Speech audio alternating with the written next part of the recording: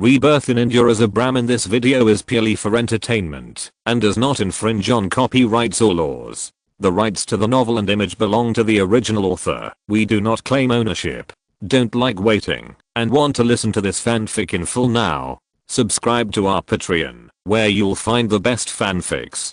Chapter 26, Going to the Toilet. The cause of the incident was that Shakru had been on the train in SYNOPSIS for a long time and had just eaten a sumptuous dinner, so his stomach was a little bloated and he went to the toilet. Everything went well at first, but at the end, he suddenly found out to his embarrassment that there was no toilet paper in the toilet. Although he knew that Indians have always had the custom of wiping with their left hand, in New Delhi only the poor do this, and the rich people still use toilet paper. Seeing that Sanai's family is quite wealthy, he can't even bear to use toilet paper. Is he really going to be a real Indian today and use his left hand? After struggling for a long time, Shakru felt that he still couldn't do it. At this time, he heard the sound of someone walking around the toilet door, so he knocked on the door awkwardly and said, "Well, who is outside the door? You have something on you? Paper. Any paper will do. Can you hand me two?" At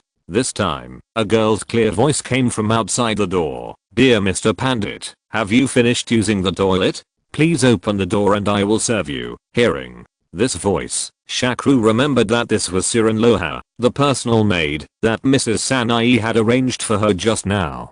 She was a little girl who looked to be only 12 or 13 years old. It seemed that she had been at the door all the time. He was on guard. That was just right. So he quickly asked her to hand the paper in, and then Shakru just opened the toilet door. But to his surprise, little girl Sulan did not hand over the toilet paper, but opened the toilet door directly, walked in with a basin of water and a towel on her shoulders. Knowing where to turn, he said awkwardly, Sulan, what are you going to do, Sulan?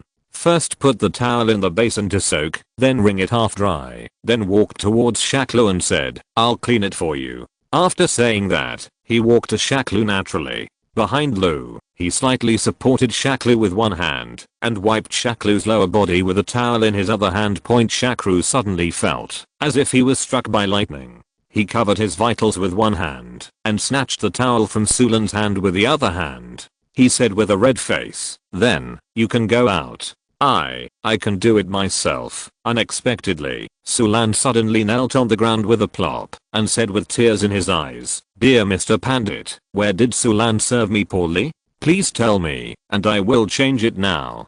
Don't drive me away." "No, it's not that you're not good at serving. It's just that this way of serving is not popular in New Delhi, so I'm not used to it." "Well, you go out for a while and I'll be fine soon.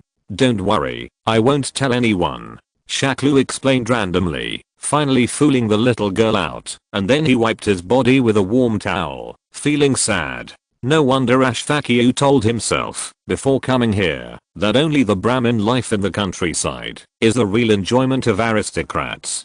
Damn it, there are little Lalita girls who come to wipe your butt with warm water towels every time you go to the toilet. Before coming here, no matter what, I can't imagine it, but I can't accept this kind of service. I'll bring some paper with me next time I go to the toilet. After leaving the toilet, Shakru said to Sulan, who was standing at the door of the toilet, "Go in and pack away the towels and basin, and then come to my room." The furnishings of Sanai's house still maintain a strong British colonial style. The bedroom is very small, and the bed is also very small and short. In other words, it cannot be called a bed, but a couch. However, they are all connected to the heating, so very comfortable. Within a few minutes, a frightened Sulan walked in. Before she could say anything, Shaklu said, "From now on, I won't need you to serve me when I go to the toilet. If there is a housekeeper or sang, if Mrs. Yi asks, just if you say it's me, I will explain it to them at the appropriate opportunity. Okay, don't cry, these are my rewards." After saying that, Shakru gave Sulan some rupees. "Use it as a tip to coax this little girl." Maybe it was because Shakru was easier to talk to. After Sulan accepted the tip, he thought for a moment and said with embarrassment, "Kind Mr. Pandit, can I ask you something?" Shakru replied casually, "Oh, just tell me, little." Girl Sulan blushed and plucked up the courage to say, "Mr. Pandit, Can you tell Butler Bump that I will eat all your leftovers from now on? Although Shakru knew that in traditional Indian landlord families, servants ate the master's leftovers. Why did Siran designate to eat his own leftovers? He was not her master, so he asked curiously, yes, but can you tell me why you do this? So, Lan said with some embarrassment, because you eat the bones and have the most meat left. When the dishes were just removed, they were all vying to grab your plate. I'm weak and can't grab them, so I want to beg you. Tell the housekeeper so no one dares to steal from me in the future. The bones Sulan mentioned were the roasted whole lamb that had just been served for dinner. After she said this, Shakru recalled that he was tired from the journey and had indeed thrown it back on the plate without taking a few bites. Unexpectedly, this kind of nibbling on the leftovers can also cause fights among the servants. For the sake of this little girl's thinness, Shakru nodded and agreed. Okay, I will tell the housekeeper about it later. Speaking of this, Shakru seemed to remember something and asked again, by the way, I'm a little curious. Since there is no running water here, why not build a water tower? This way, it will be much more convenient for domestic use and other things. You can also build a flush toilet. Wouldn't this save a lot of trouble? So, Line explained, that won't work, because the water tower and water pipes are outside, and it is easy to be touched and contaminated by the untouchables, which will be unclean.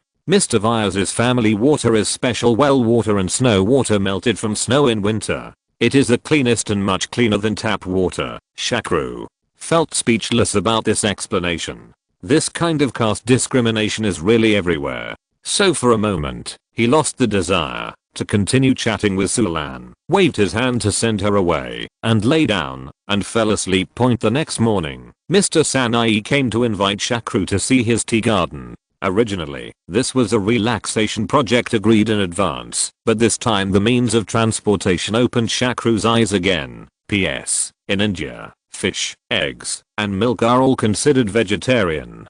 Beef and pork should be eaten with caution depending on the religious sect. Chapter 27. In fact, there was a little incident when I got up in the morning. As soon as Shakru opened his eyes, he was surprised to find little Sulan kneeling at the head of his bed. As soon as he saw Shakru waking up, he came up to help Shak. Lu was wearing clothes, shoes, and socks. Shakru was not used to this kind of service, but he still asked curiously, Sulan, when did you come here? You didn't kneel here all night. Bah, so. Line replied respectfully, I'll be here at 4 o'clock, and I'll wait here for you to wake up and dress you up. Shakru waved his hand and said, well, I'll tell the housekeeper later, and you won't have to come over in the morning. I can get dressed myself, and you can just prepare hot water for washing. So, Lan said in horror, kind Mr. Pandit, you must not do this, otherwise I will be driven out of the village by my wife, and become a pariah. Although he didn't know why Sulan was so fearful and insistent on this matter, Shakru decided to listen to her once. Besides, as a guest, it was not convenient for him to interfere in the management of other people's homes, so he went to work under Sulan's service. Clothes and wash. While eating breakfast, Sanai asked, Mr. Pandit, can you ride a horse? Shakru said with some embarrassment, well, I really don't know how to do this. Learning equestrian in New Delhi is a very troublesome thing. Sanai snorted, turned around and whispered a few instructions to the housekeeper beside him, and then said to Shakru, this is understandable. After all, you all drive in New Delhi, but the road conditions here are too bad, and the gasoline is replenished. It's not convenient to get up, so we usually ride horses or mules. Since you don't know how to ride a horse, we'll change to another mode of transportation soon. My tea garden is not far away anyway. When they arrived outside the door, the housekeeper and several male servants were waiting outside. Two tall male servants walked up to Shakru and Sanai respectively. They knelt down and kissed their shoes. Indian feeling that the feet are very dirty. Kissing the dirtiest part shows complete surrender to the person, and the whole body belongs to the other person. Then turned around and knelt down in a very weird posture. At first, Shakru thought this was some kind of special etiquette, but then he was shocked when he saw Mr. Sanai sitting on the valet in front of him very naturally. Seeing his shocked look, Sanai stretched out his hand and made a gesture of invitation to persuade. Mr. Pandit, please sit down. Don't worry, Guta is very strong and can climb up quickly and steadily. Only then did Shakru realize that this was the other means of transportation that Sanai had just mentioned. Later he learned that in the countryside, many Sudra children work as mules for other children in order to make money. When he was in school, when Mr. Sanai couldn't ride a horse as a child, he would ride his own valet as a means of transportation every time he went out point. Although Shakru felt that this was a violation of human rights, since this was the custom here, he should just do as the Romans did.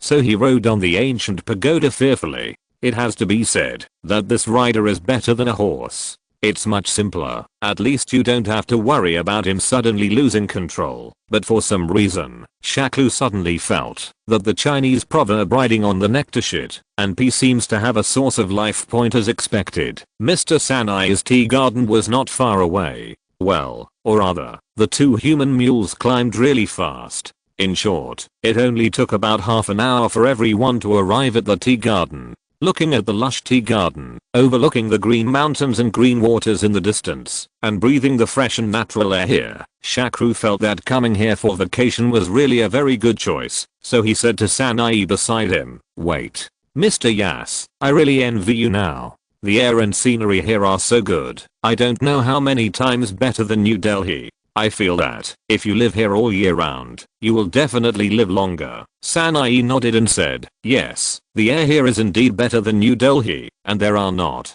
so many messy cars on the road, but the most important thing is that many enjoyments can only be had here." As he said that, Sanai pointed, refers to the ancient pagoda beneath Shakru Point. Shakru sighed in his heart. Sanai was indeed right. Many enjoyments can only be had in the countryside. This is why people like Sanai who have received higher education know the harm of caste discrimination, but refuse to change. Because once it changes, his privileges will disappear. So no matter how advanced and civilized his education is, he will become a defender of this most traditional backward system. Point. While the two were strolling around, a young man in well-dressed clothes who looked like an official suddenly ran over from a distance. He came to Sanui and first lay down and kissed Sanui's boots before standing up to speak. Shakru. Listening to what he said, I felt that he should be the local agricultural official, but I didn't know why he had so much respect for Sanui. Point. After the official left, Shakru asked his question.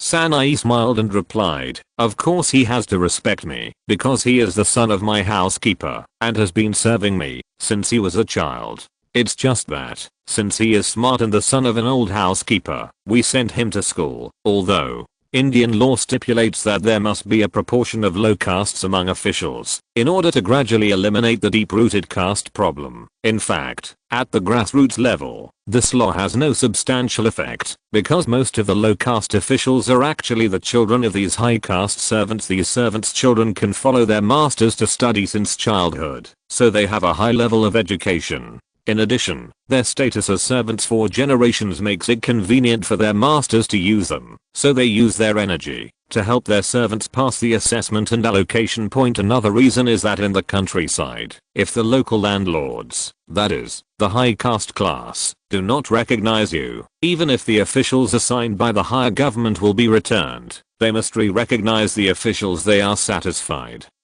with. So in the countryside, these landlords are actually local emperors. PS. I have to beg for votes. I don't know what's going on, but recently all the great writers have started new history books. Mo Wu, who I haven't seen for a long time, Dallo Luo, the king of deduction, Wu Leo Lang, an expert on the late Qing dynasty, and even Xiang Confideo, who didn't write history before, have started a book called The Overlord of the World and Confucianism and Taoism. It is said that Yuguan will also start a new book soon. The competition is so great. If I had known, I would have changed the time period to publish the book. So I hope everyone will support me and add a collection and recommendation. If you're listening to this novel on a channel other than Fanfic World, it means they downloaded and uploaded it without effort. We cordially invite you to visit our channel, Mundo Fanfic Novelos. There you'll find the original version of this story and you can explore many other novels of various genres. We're waiting for you to immerse yourself in a world of incredible novels. Chapter 28 Kindness. India's county level is composed of government staff headed by the county magistrate, who belong to the administrative category. There is no court at the county level, but there are judicial officials sent down from the province. The county has 5 elected members and 2 appointed members in proportion to the population. The effectiveness of the law is reduced as the administrative unit is reduced. In the basic administrative unit of the village has only no customary law. The operation of a county is that the county magistrate has administrative power on the surface, but behind it are the power games of the chief noble landlords. In Mr. Sanai's village, except for civil servants appointed by the province, other ordinary civil servants need to be recognized by the local nobles after obtaining basic qualifications before they can take office. If they offend them, they will be resigned immediately. Feeling that this topic was a bit sensitive, Shakru changed the topic and said, Mr. Viles, looking at your tea garden, the harvest this year should be good. Sang Yi nodded with satisfaction and said, well, this year's harvest is very good, and because our Assam black tea is becoming more and more famous, more and more people come to buy it, so I'm very satisfied with this year's income. I even gave these farmers under my command 30% more food, since 80% of the land in the village belongs to Mr. Sanai. Those farmers without land work under him. They have to hand over all their harvests to Sanai, and then Sanai will give them food according to their performance this year and the number of people in their family. But there is only food, no money. So if they want to make some money, they have to ask for leave from the landlord during the slack season and borrow travel expenses, so that they can go to the city to work. Although Shakru did not think this was a very kind act, he still said against his will, Mr. Viles, you are such a kind person. Although it was not convenient for Sanai to admit this directly, seeing his beard curled up with joy was enough to show his happiness, and the butler beside him took the opportunity to flatter him. That's right, our Master Viles is a well-known philanthropist. Not only does he give a lot of food to his farmers every year, but he also gives them travel expenses to work outside without borrowing money. Many escaped slaves nearby want to seek refuge with the master, but due to the rules and face, the master didn't dare to accept it. The few people chatted for a while and felt that it was almost noon, so they set out to go back. But on the way back, a middle-aged man in ragged clothes with a bell hanging around his neck suddenly jumped out of the bushes on the side of the road, ran towards Shakru's team, and shouted, Respected Master Viles, thank you for saving our family. Please accept my respect and gratitude. Let me kiss your boots. As he said, he rushed over and wanted to kneel beside Sanai to kiss his boots. In the countryside, untouchables must carry bells with them so that others can know of their arrival and avoid them in advance. The housekeeper, who had been smiling and seemed very kind, suddenly rushed over with a ferocious face, tearing at the middle-aged clingy man, and shouted angrily, You Dalit, get out of here quickly. How can you, an untouchable, touch such a noble person as Master Viles? Then he shouted to the male servant beside him, Are you a wooden? Hurry up and drive this guy away. The housekeeper's behavior reminded Shakru of an Indian proverb, it is better to offend the master than the housekeeper.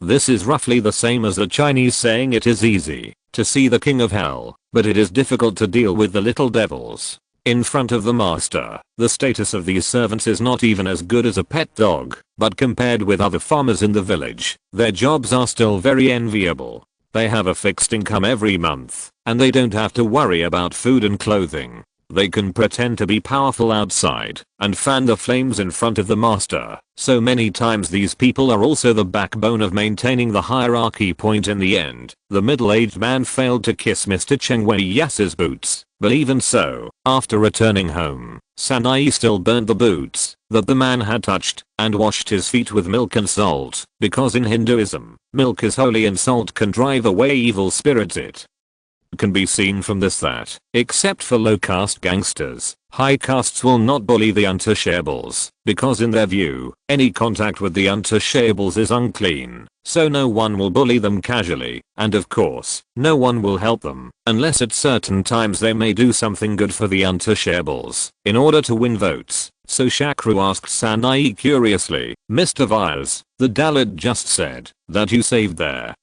Whole family, what's going on? Sanai sighed and said, a few months ago, a large-scale malaria outbreak occurred here, and it spread very quickly. I was worried that my farmers would get sick or die, so I spent money to buy a batch of penicillin and quinine and distributed them to all the farmers. By the way, I also distributed some to the untouchables to prevent them from infecting my farmers. I didn't expect that I would be entangled by them because of this incident. It's really unlucky. Although India is the world's largest producer of generic drugs, India does not recognize drug patents. Once expensive drugs from Western countries are launched, Indian pharmaceutical companies can openly copy similar products. These generic drugs are cheap, and the efficacy is almost the same as genuine drugs. They are not only widely used in India, but more and more foreign patients go to India to buy drugs. But the cheap prices for foreigners, especially Europeans and Americans. For the lower class people in India, they still cannot afford drugs. Moreover, although India claims to have free medical care, the medical facilities of public hospitals are extremely backward. In rural areas, the situation is even worse. Not only are the medical skills of doctors not good, but the most important thing is that drugs are in short supply, so this so-called free is actually not of much use. This is similar to the situation in North Korea. However, Shakru was still a little puzzled. Mr. Vyas, when encountering such a large-scale infectious disease, shouldn't the government come forward to purchase drugs for treatment? How can you pay for it all? Sanai snorted coldly. Government? Can you still count on them for this? It is true that there is disaster relief money, but in fact, the money I get is not enough to buy medicine. I have to pay a lot myself. Otherwise, how can those untouchables be so grateful to me? PS. Keep asking for votes, collections, and recommendations. In addition, I would like to ask everyone for information about strange news and customs in India. For example, the Kerala temple, provided by Weemingakan today is a very good idea.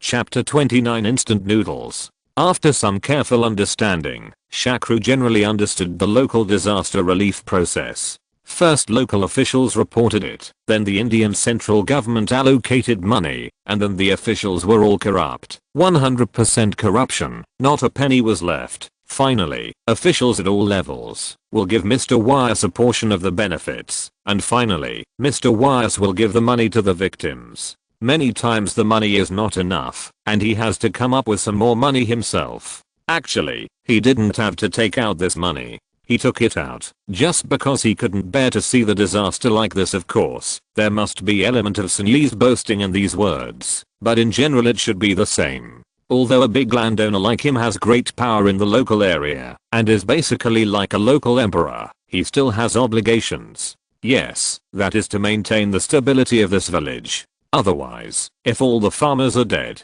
who will work for him? In addition, he also has to teach farmers new planting techniques and occasionally has to serve as a judge to handle village affairs. Matters between women are handled by Mrs. Sanai. Of course, they are in charge of their own farmers, while the untouchables are loosely managed by witches. After chatting for a while, it was lunchtime unknowingly. Although he was a little hungry after working hard all morning, when Shakru saw the cardamom water that was served, he immediately lost his appetite. This cardamom water is not for use. It is for eating, but for washing hands. However, according to Indian rules, as long as cardamom water is served on the table, it means that this meal must be eaten with hands. Although Shakru has been in India for more than half a year, he is still very uncomfortable with eating with hands. Not only does he feel that this way of eating is unhygienic, but also he was not used to the position where he could only use his right hand and his left hand must be placed on his knees.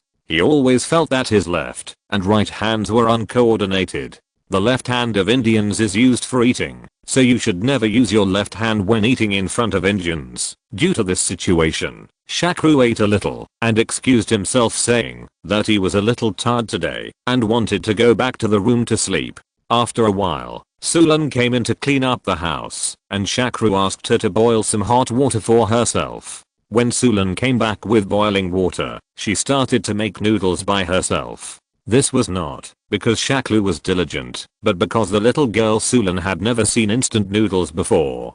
When he was brewing, she was still curious. Asked, "Dear Mr. Pandit, what are you doing?" Shakru said while busy, "Oh, this is instant noodles, which are very easy to make noodles. Just soak them in hot water and you can eat them in 3 minutes. Well, I wasn't too full just now, so I want to eat more. Put some noodles on the bowl. By the way, don't tell Mr. and Mrs. Sanai about this. Otherwise it would be too impolite." Shakru had been prepared for this before he came here. He knew that he was not used to Indian food, so he prepared a lot of convenience food, but this kind of thing must not be allowed to sang. He knows that it hurts people to be so picky when people are so enthusiastic. Unexpectedly, Sulan blamed herself and said, "This is all Sulan's fault. Mr. Pandit, you must have left some leftovers for Sulan, so you didn't have a full stomach." Shaklu said in a dumbfounded way, "This is nothing. I don't have enough food because I don't like finger food. It has nothing to do with you. By the way, were you full just now? Do you want to try this Chinese food? Samadhi instant noodles are delicious." To make a complaint, instant noodles with a Chinese name are actually Japanese products, which is really speechless. Sulan waved her hands repeatedly and said, "No, no, Sulan can't eat such expensive things." She said this, but she couldn't help but secretly twitch her little nose to smell the aroma of instant noodles. Seeing her like this, Shakru felt very funny, so he also gave her a bowl, pushed it in front of her and said, "Now I order you to eat it." After watching Sulan devouring a bowl of noodles, Shaklu asked in a funny way, "How is it, little Sulan? Is this instant noodles delicious?" Lang nodded and said, "Well, it's delicious. It's delicious. So the noodles are so delicious when they are soft." Then she frowned and said, "But I don't know why, but it doesn't taste as good as the smell." Fragrant, Shakru thought to himself, "That's for sure. That's what instant noodles are like. If one person makes a bowl of noodles, the aroma can arouse the appetite of everyone in the dormitory, but in fact, eating it in the mouth is just that."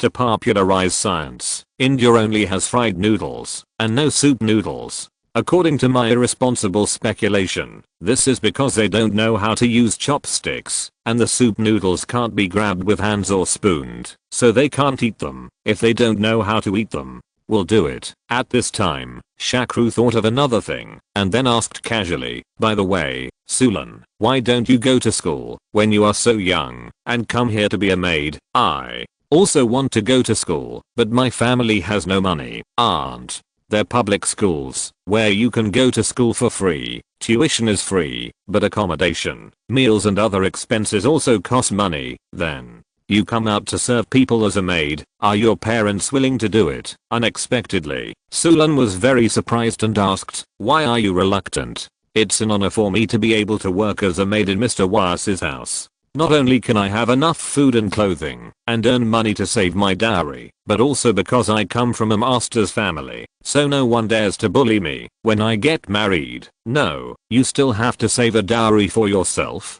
Shakru asked in disbelief. Sulan sighed and said, "There is nothing we can do about it. We have 3 girls in our family, so it is impossible to save enough dowry for each daughter. Fortunately, Mrs. Sanai took pity on my family and took me in as a maid. Otherwise, I would have to be sent to the temple to be a goddess." In India, a girl's dowry can almost empty the savings of an ordinary family, because without enough dowry, no man will marry you. The poorer the place, the more so. This is almost the same as marrying a daughter-in-law in rural China. This time Shakru was even more shocked. "No way, there are goddesses here too?" Lang nodded and said, "Yes, there are more than 10 in the temple at the entrance of the village, but most of them are untouchable girls. There are very few Shudra girls." "Mr. Pandit, are you going to find them?" Shakru waved his hands and said, "No, no, I don't mean to find them. I'm not that kind of person." Chapter 30 The Goddess. The title goddess is an honorific title in other countries and regions, but in India it has a completely different meaning. Here, not only is goddess not an honorific title, but it is the most notorious bad habit in Hinduism. Goddess is also called temple dancer or god's maid. In the name of the god, the temple monks bring girls from poor families into the temple, nominally asking them to marry the god, but in fact most of them became the private property of monks and believers, and was at their disposal. When necessary, they will become sex slaves, or eventually become skilled women. Harmonic words are not allowed to be written. Just simplify the content in quotation marks. These girls are usually no more than 15 years old when they become goddess, and some are even less than 10 years old. Once they become goddess, they cannot marry for life. In the temple, they suffered all kinds of torture. When they got old, they were often resold or abandoned by the temple, leaving them in miserable conditions. According to Indian media, many technical girls in red light districts such as Mumbai and Goa were once goddess. In recent years, various states in India have enacted laws declaring it illegal to organize girls to join goddess.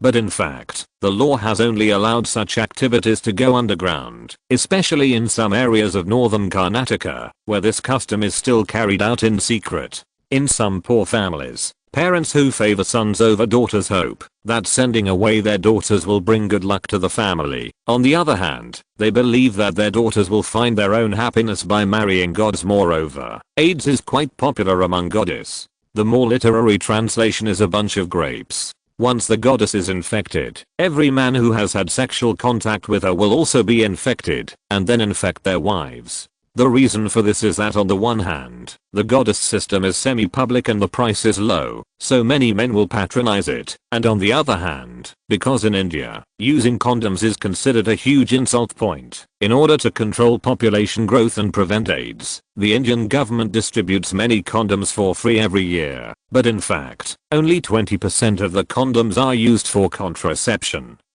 And the rest are used for commercial purposes other than contraception. In urban areas, private construction companies are buying condoms in bulk and mixing them with concrete and asphalt to build roads. Reports indicate that the latex content in condoms makes roads smoother and prevents cracks when building waterproofing projects on roofs. Construction companies also lay condoms under the cement slabs on the roofs. In this way, when heat is transferred to the condoms will naturally expand to form a waterproof layer. In addition, condoms are also widely used in the traditional Indian dress sari, a coat mainly worn by Indian or Pakistani women, woven from a certain length of lightweight fabric, with one end wrapped around the waist to make a skirt, and the other end from shoulders dropped or head covered.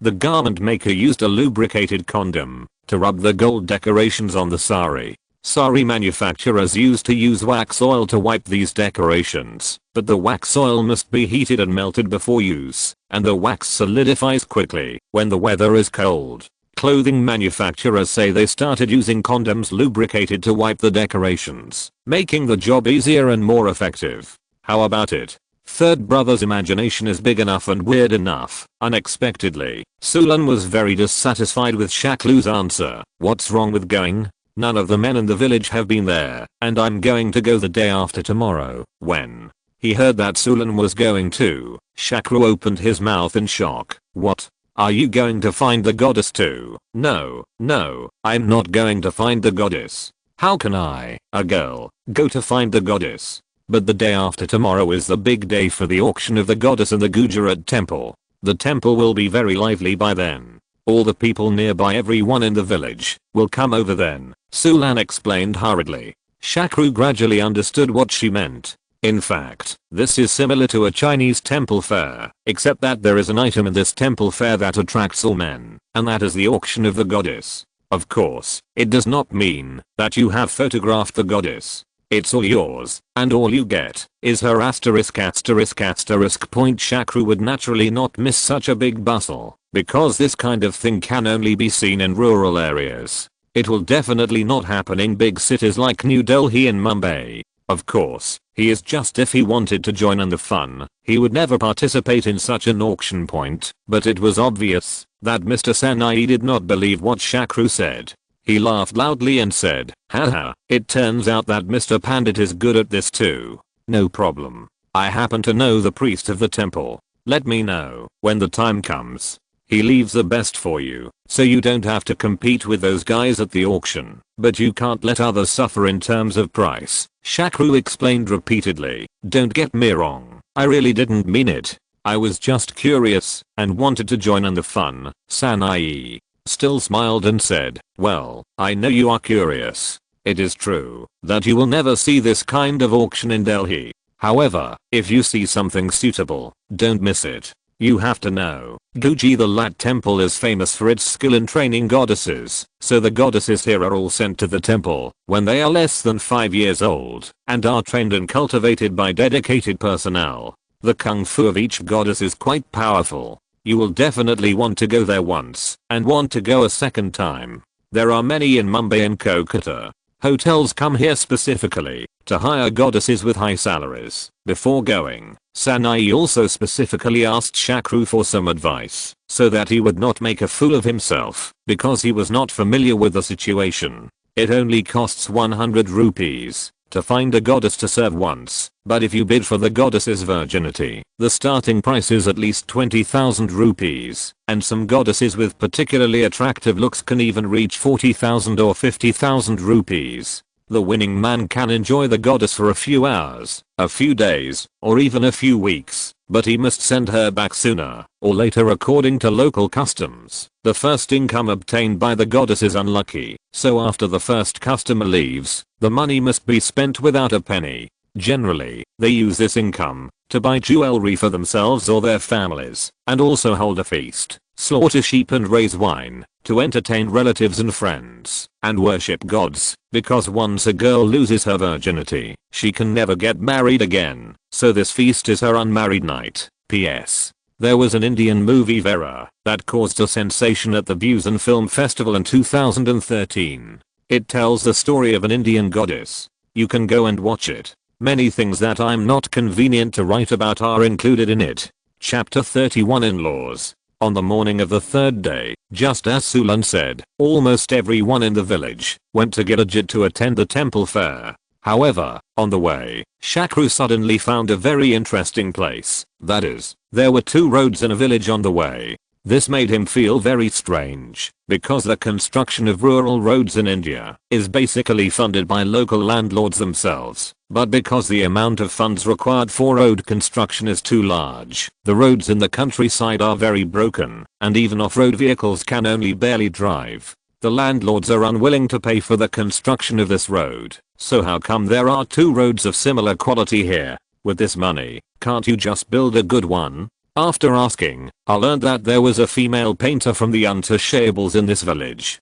She was adopted by an Englishman when she was young. When she was older, she returned to the village to teach the locals to make some traditional handicrafts to sell for money. They requested the local landlord to allow them to use the cattle road leading to the county town. The official translation is definitely not called this. The general meaning is that only sacred cows and high castes can use this road. Low castes can also use it with permission, but untouchables are absolutely not allowed to use it. The local landlord did not agree, but had someone build another cattle road of about 5 kilometers for them to use. So there were 2 roads here in a very strange way. Chatting and laughing, we soon arrived at our destination.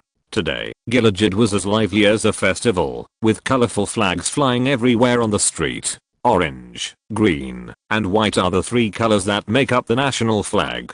There were several more round bamboo baskets in the market, with live chickens tied in them, male, female, white, and spotted, which is not easy to see at ordinary times. The chicken vendor quickly pulled one out of the chicken cage and threw it into another chicken cage. Before the throwing action, there was a quick twist, and the poor chicken died before its last flight.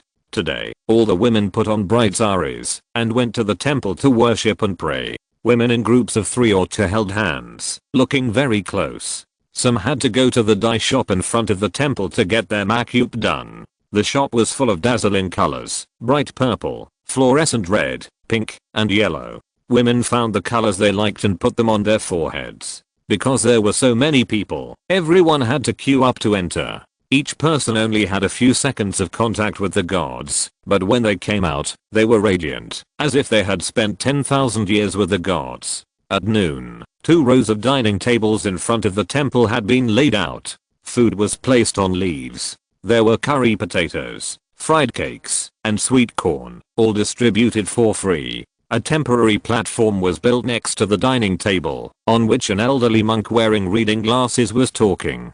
Because his accent was too strong, all Shakru didn't understand what he was saying, but it seemed that the locals didn't want to listen. People were more concerned about whether the corn was sweet enough and whether the cakes were sufficient. In the evening, the main event for the men has just begun. First, the monks in the temple will hold a grand ceremony for the goddesses who will participate in the auction today. Although the ceremony is very grand and dignified, in Shakru's view, this is to give all the goddesses an opportunity to show themselves, and also to give all the buyers who want to participate in the auction an opportunity to select the goods up close. When the ceremony is over, the auction will officially begin in the back room. It's over. I've been warned. The plot about the goddess auction is not allowed to be written in detail, or this chapter is temporarily pushed back and started again.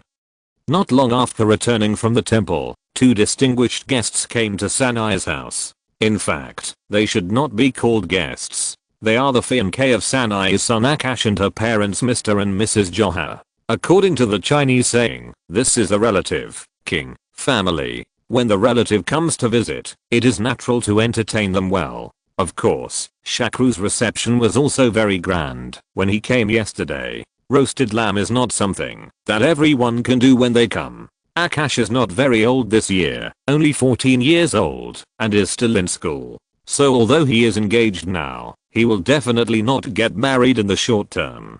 The reason why he got engaged so early is similar to that of Shakru. Because high caste boys are scarce resources, there are many people eyeing them. Brahmins and Kshatriyas in the nearby villages with daughters all eyed little Akash. In addition, the customs in the countryside are more traditional and more anxious than those in the city. So since Akash was 10 years old, Mrs. Sanai has started looking for a fiancé for him. On the other hand, Johar has not yet fully prepared this huge amount of dowry and needs to accumulate for another 2 or 3 years, so the two have not officially married.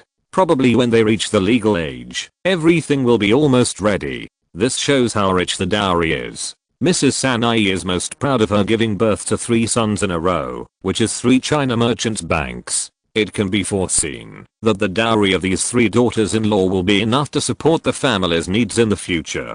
Since the status and identity of the Johar family were similar to that of the Sanghi family, and the two families were not far from each other, they could help each other, and the dowry they gave was also the most generous. So Mr. Sanghi and Mrs. Sanghi were very satisfied with this in-law, so they prepared a lot for their visit. Since there was an outsider like Shakru, Sanghi first introduced the two parties, and then everyone sat down to eat and chat, but the content and direction of the conversation between men and women were completely different. It seems that, no matter where women are in the world, the most concerned topic is clothes and jewelry, so Mrs. Johar took a fancy to Mrs. Sanghi's silk sari as soon as she sat down, and exclaimed, "Pastor, your silk sari is so beautiful, where did you buy it?" Pastor said proudly, "These silks are gifts from Mr. Pandit. I think the patterns are very nice, so I made them into saris. However, this silk is too thin. It's a bit cold to wear it now." Shakru on the side complained in his heart, "How can it not be cold? Although it is almost spring all year round in India, it is winter now. It's a pity that you are not cold when wearing silk." However, Mrs. Johar obviously didn't care about this. She still stroked Sally and said enviously, "This Chinese silk is different. It's beautiful and smooth, soft and smooth. It's really good stuff. P.S. I recommend this book, The Death Game of the End of the World. In fact, I have always wanted to write a post-apocalyptic article since I started writing online articles, but my ideas have always been incomplete. There are only a few fragments with shining points, but they can't be connected." After accidentally seeing this book, I was shocked. The general idea of this book is exactly the same as my original design, but the setting is much more complete and innovative than mine. Except for the unreliable fighting, other places are very creative and reasonable. If you like this kind of work, you can go and have a look. In addition, this book has been completed with more than 3 million words, which is enough to read. Chapter 32, Smart People. In contrast, the content of the conversation between Mr. Sanai and Mr. Johar on the other side was more valuable. Mr. Sanai first asked, "Johar, do you also require a census there?" Johar took a sip of wine first, and then complained, "Of course I asked, but I think this kind of thing is meaningless at all. I can tell you how many Vaisas and Sudras there are in the village, but who knows how many untouchables are there? Who would want to investigate such a dirty thing? In the end, I made up a random number and reported it. By the way, how did you do it, Sanai? Like, you. I reported it randomly. Those untouchables seemed to be busy giving birth to children all day long without doing anything. They started giving birth to children as soon as they reached 10 years old, so who knows how many there were in the end. Sanai said while cutting the pork chop point. In India, untouchables are not treated as human beings, and most people are not willing to go to their gathering places. Therefore, when doing population statistics, the number of untouchables is rarely counted in detail. The statistics are only an approximate number, so in fact India's population is much higher than the official figure. In fact, the same is true in China. Many remote areas and urban black households are not included in the census. Shakru on the side asked with some confusion, if such untouchables are so poor, why do they still have so many children? Can they afford to raise them? And why do they all get married so early? Giving birth so early is not good for the body. Not good. Johar laughed loudly and said, Mr. Pandit, you just don't know. For these untouchables, giving birth to a child is a matter of profit. When the child reaches the age of 4 or 5, he can help take care of his younger brother.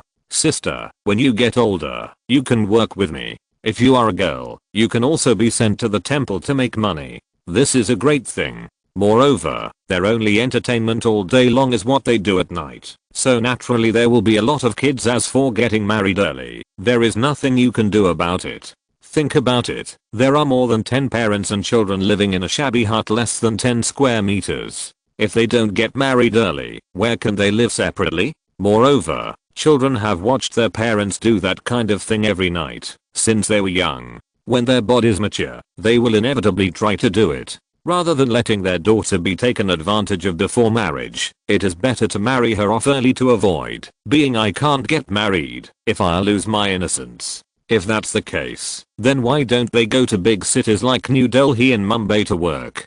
Shouldn't their lives there be better than now? Shakru asked, still puzzled. This time it was Mr. Sanai who explained to Shakru, you think there are few poor people in New Delhi and Mumbai? The number of poor people in the slums there is definitely far more than you imagine, and even the little work is not enough to support them. How can it be left to the untouchables from outside? In the past 2 years, some untouchables in my village went to big cities to try their luck, but they were beaten back by the locals. Shakru couldn't help but sigh. Hey, after all, we still have too few factories in India. If there are many factories, then many workers will be needed, so that these Dalits will have the opportunity to work, and life wouldn't be so miserable. Unexpectedly, Sanai asked meaningfully, little Shakru, do you think there are so many smart people in India that no one has thought of this before? But why have no large-scale factory groups been established? What? Think about it carefully. In fact, Shakru himself knows the answer to this question. Under this system in India, vested interests, landowners, control economic circulation through various means, and then control class circulation. Although some people have broken through this limitation through various efforts, the number is too small and mainstream ideas are not advocated to have an impact on society and lead others. As an agricultural-based Indian society, if you control the land, you control the foundation. The industry is not developed enough, and it is impossible to liberate the labor force.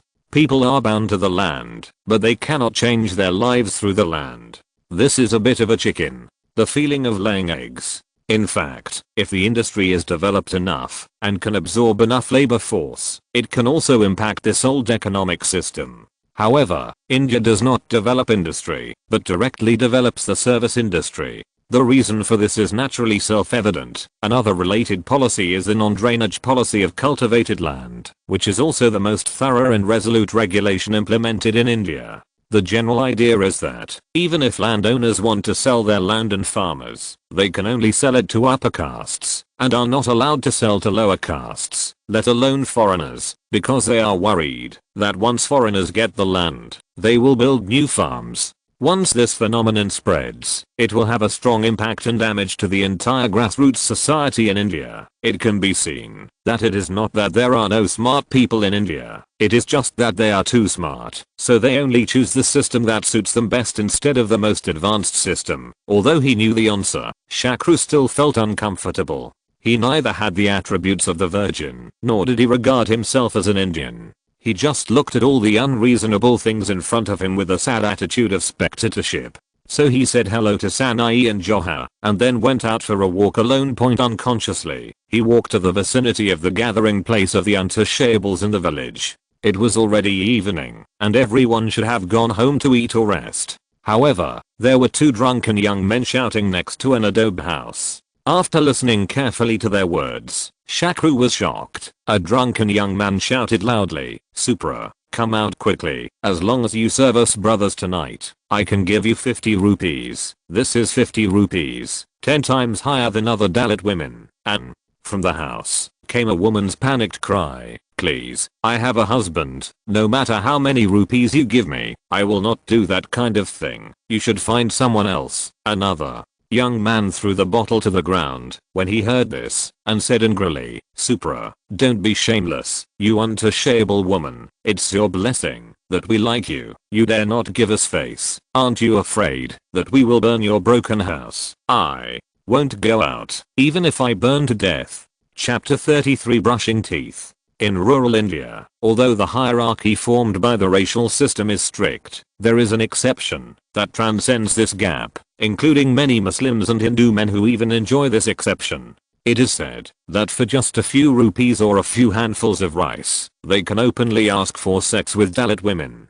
This usually happens at sunset, when villagers go to the fields in groups to wash. In a survey, as many as 40% of non-Dalit men support this ancient tradition. Shakru had only heard of this tradition before, but had never seen it. However, the scene in front of him shocked him greatly. What is the difference between this and rape?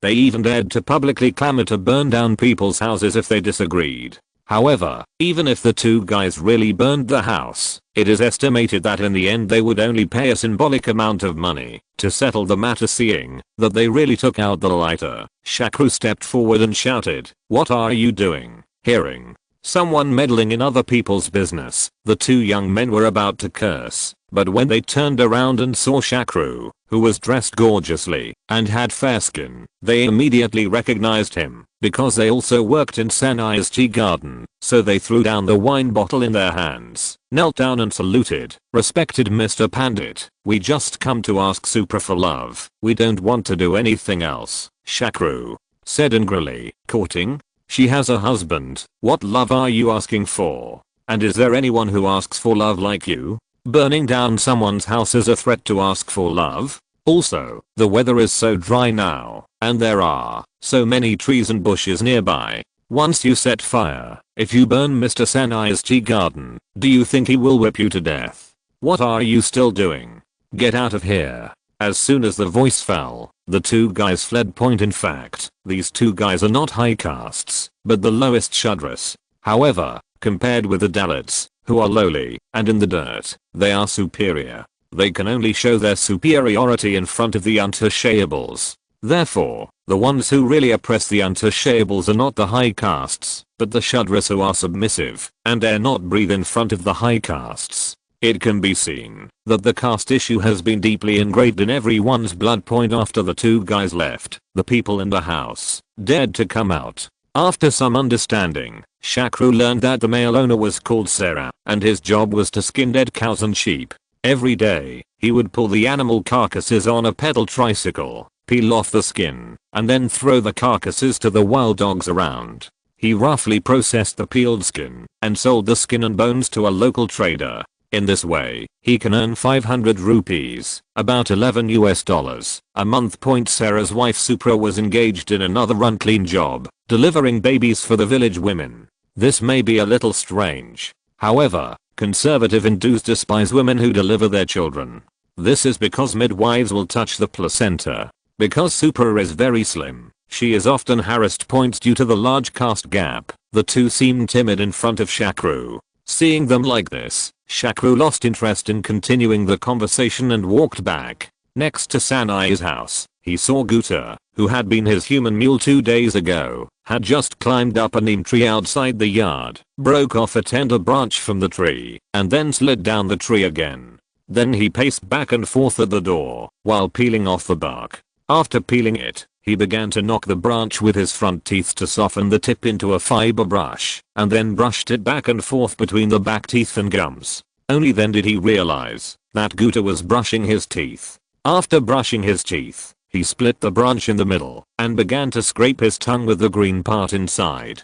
Finally, he threw the branch into the weeds nearby. At first, Shakru was puzzled by the way that poor Indians used branches to brush their teeth. Later, after asking Mr. Sanai, he learned that the neem tree contained a mild antiseptic substance, so it became the toothbrush of millions of poor Indians, and even the middle class used toothpaste made from it. Soon a month passed, and Shakru had unknowingly become accustomed to this kind of life where he opened his mouth to eat, and stretched out his hand to wear clothes, went out to ride a human mule, and went home to be served by a little girl.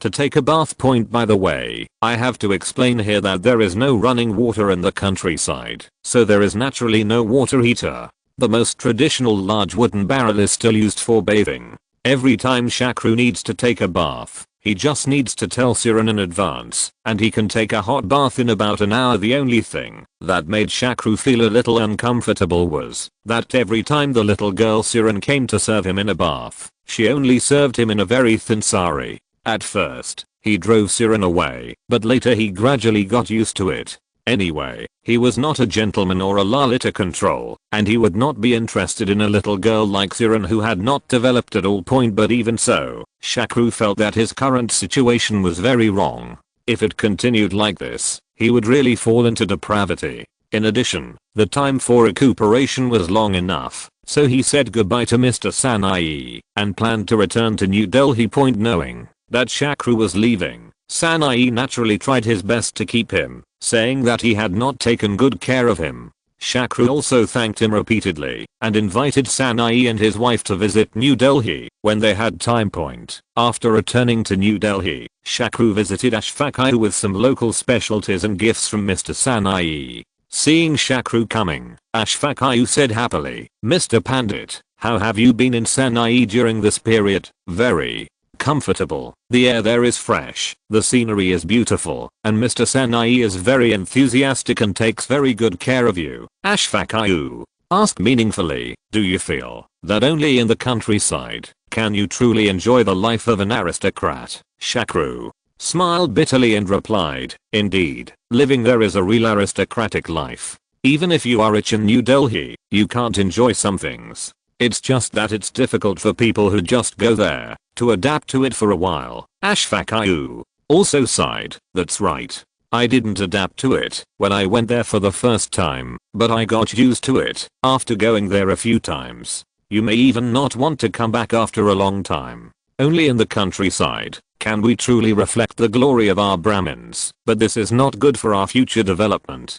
Chapter 34 Buying a House. After chatting for a while, Ashfakai suddenly said seriously, "Shakru, I have something to discuss with you." Shakru took a sip of coffee and said, "Okay, you tell me, but your coffee is pretty good. Where did you buy it?" "Oh, this is Vietnam's G7 coffee. It is the most fragrant milk coffee I have ever drunk. If you like it, I will bring you some next time." At this point, Ashfakai frowned and waved his hand. "Oh, you've messed it up. What I want to say is much more important than coffee. I highly recommend this coffee to everyone. Anyway, after drinking G7, I can't get used to other brands of milk coffee. In fact, Shakru is causing trouble." He knows very well what Ashfakai wants to say to him. What else can happen between the two of them? It must be because the magic oil is now popular in Japan. So Ashfakai either wants to increase the price, or he doesn't want to cooperate with him. It was done. Other than that, there was nothing else possible, but he didn't care too much about it, because he knew from the beginning that there would be such a result. Fortunately, he just wanted to borrow the divine oil.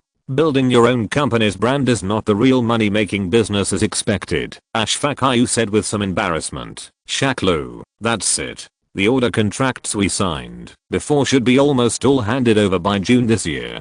From now on, I think. Don't worry, all future orders will be yours, and because the sales are now very good, I will not only place additional orders, but also increase the price. Shakru deliberately interrupted him. What Shakru said made Ashfaqu even more embarrassed. Originally, he could use the order and price as a reluctant reason, but now he was blocked by Shakru in advance, so he had to bite the bullet. Said, Shakru, I know your good intentions, but I'm sorry this time, I think I can't cooperate with you anymore. Shakru pretended to ask, Brother Ashfa, why are you doing this? Our cooperation has always been very good. Is there something wrong or something I did wrong? Tell me. I will definitely give you a satisfactory answer, Ashfaqu explained. It's not your problem. It's really not your problem.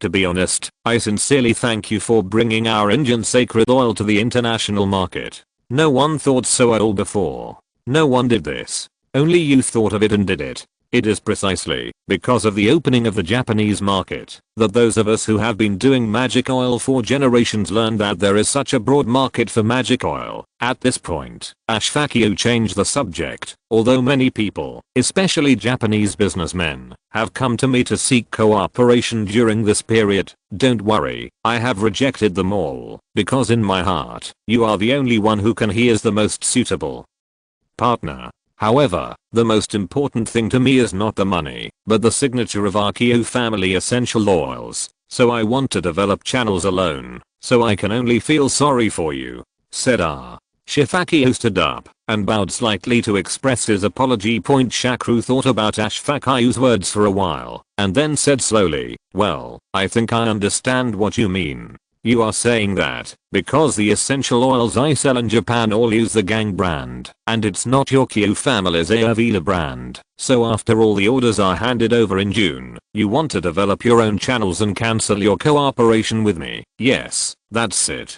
Ashfaqu nodded awkwardly. Shakru smiled lightly and said, how big a deal do I think it is? If it's just for the brand, then if I replace the current Ganges brand with your Ayurveda brand, will the matter be solved? Ashfaqu asked in disbelief. What did you say? Did you agree to change the brand? Then, wouldn't your Ganges card be gone? If it's gone, it's gone. I'm just a businessman. All I want is profit and product quality. As for the brand, it doesn't matter. Since you want to use your Ayurveda, just call it Ayurveda. At worst, I'll make 2 more, that's it for advertising. What's up? Do you have any other questions now? Shakru leaned back on the sofa and said nonchalantly. Ashfaqu rubbed his hands and said in embarrassment, you are willing to make such a big concession, so what's the problem? To be honest, if you ask me to do market development, I really don't know how to do it. After all I have learned and thought about over the years is how to make essential oils. Now, we can continue to cooperate. At this point, he seemed to suddenly think of something. By the way, I will pay for the new advertising expenses out. Shakru waved his hand and said, no, we still have to calculate, so clearly between us. By the way, now that this matter has been resolved, I have another thing I want to ask you for help with. Ashfaqu said quickly, just tell me, no matter what, as long as I can help, there will be absolutely no problem. I heard that you have a very good relationship with Mr. Kuma, the director of the government real estate department. Is this the case? Upon hearing this, Ashfaqu was very surprised. Who did you listen to? Few people should know about this matter. In fact, this is just what you asked. I would never admit it to anyone else. In fact, this matter was told to Shakru by Mr. Shukla, Shakru's father, when he learned that he was going to cooperate with Ashfaqu. However, he certainly would not explain it to Ashfaqu, so he smiled and said, don't worry about it. Actually, it's nothing serious. I just made a lot of money recently, so I want to move to a bigger house. I don't know if I can still buy a house in Lutyens. Of course, it would be best if it is a single-story villa, Ashfaqu said unhappily. You said it lightly. If I really get you an 8th-class single-story villa, would you dare to live in it? Shakru argued. Why not? If you can really get it for me, I will really move there. Go, go, go. You know I can't get it, so you dare to say that. But to be honest, this is really a bit difficult. Since the year before last, this community has been closed and not allowed to be developed. Let me ask for you. There may be some hope for a 2-story or 3-story villa. As for a single-story villa, don't think about it. It's impossible. In addition, you have to be prepared. The price is definitely not cheap. It will definitely not come down without $1 million or $800,000. Ashfakiayu said with a frown. Don't worry about the money. I will definitely give you as much as you want. If you're listening to this novel on a channel other than Fanfic World, it means they downloaded and uploaded it without effort. We cordially invite you to visit our channel, Mundo Fanfic Novelos. There you'll find the original version of this story and you can explore many other novels of various genres. We're waiting for you to immerse yourself in a world of incredible novels. Chapter 35 Tragedy. The Lutyens community they are talking about is the core area of the New Delhi government, designed and built by British designer Edwin Lutyens in the early 20th century. In addition to the extremely magnificent office buildings built for the British Imperial government, there are also constructing a residential complex of single-story villas with crisp white facades surrounded by verdant gardens. This community is the most prestigious area in New Delhi. There are very few houses for sale, because most of the houses here are provided for senior government officials to live in. This is because it is 1990 now, and it is impossible to buy one in 2016. There used to be one real estate agent said, if the Lutyens property was sold, the queue would be 2 kilometers away. Even at this time, it was impossible for Shakru to buy those 8-category single-story villas. He could only buy double or 3-story villas later built on the edge of this community. In India, the power of a politician in Delhi can be measured from the location where he lives. The real estate department divides real estate into 8 categories, of which category 8 single-story villas are the highest and are reserved for ministers and other top leaders.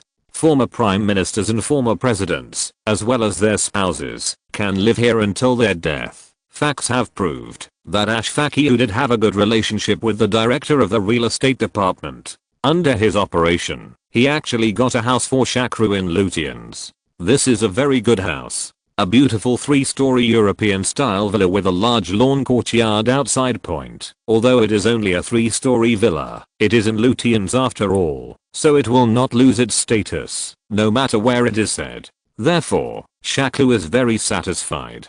The only thing that is a bit disharmonious is a large diesel generator and several huge water tank, but these 2 things are essential when living in New Delhi or in India. The shortage of electricity and water in India is so serious that everyone can hardly imagine it. I will specifically design a plot to talk about these 2 things later. Since I bought a villa this time, I couldn't deal with it as before. I had to hire a large number of servants. This is not a luxury for Shakru. The reason has been explained before. India's caste system has already penetrated into everyone's mind. In the bone marrow, even a servant has a rank. The work is strict and the division of labor is clear. The cook is not responsible for serving the dishes. The person serving the dishes does not bother to clean the yard, and the person sweeping the yard cannot clean the toilet. In short, it is obvious that one person's work must be divided into several people, so there will be a situation. There are a lot of servants, but fortunately everyone's wages are not high. Point as for the original maid, Miss Charles, since Shakru was walking around all day and refused to give Charles any chance, the Shakla couple found a reason to send her to England for a trip. In fact, Shakru he also understood what Shakla and Shire meant, but he had no idea of marrying Shire. It was not that he minded Shire's experience, but that he had no feelings for Shire, and in order to develop in India in the future, he must a high caste wife. But this is not something to rush. Just take your time. Not long after I bought the house, I caught up with the new year.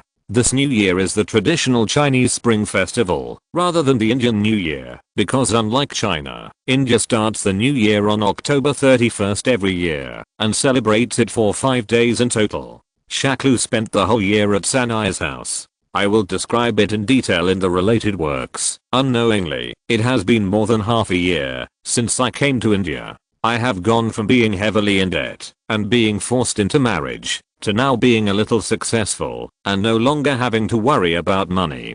Generally speaking, my life now is better than before I was born again. Have a better life.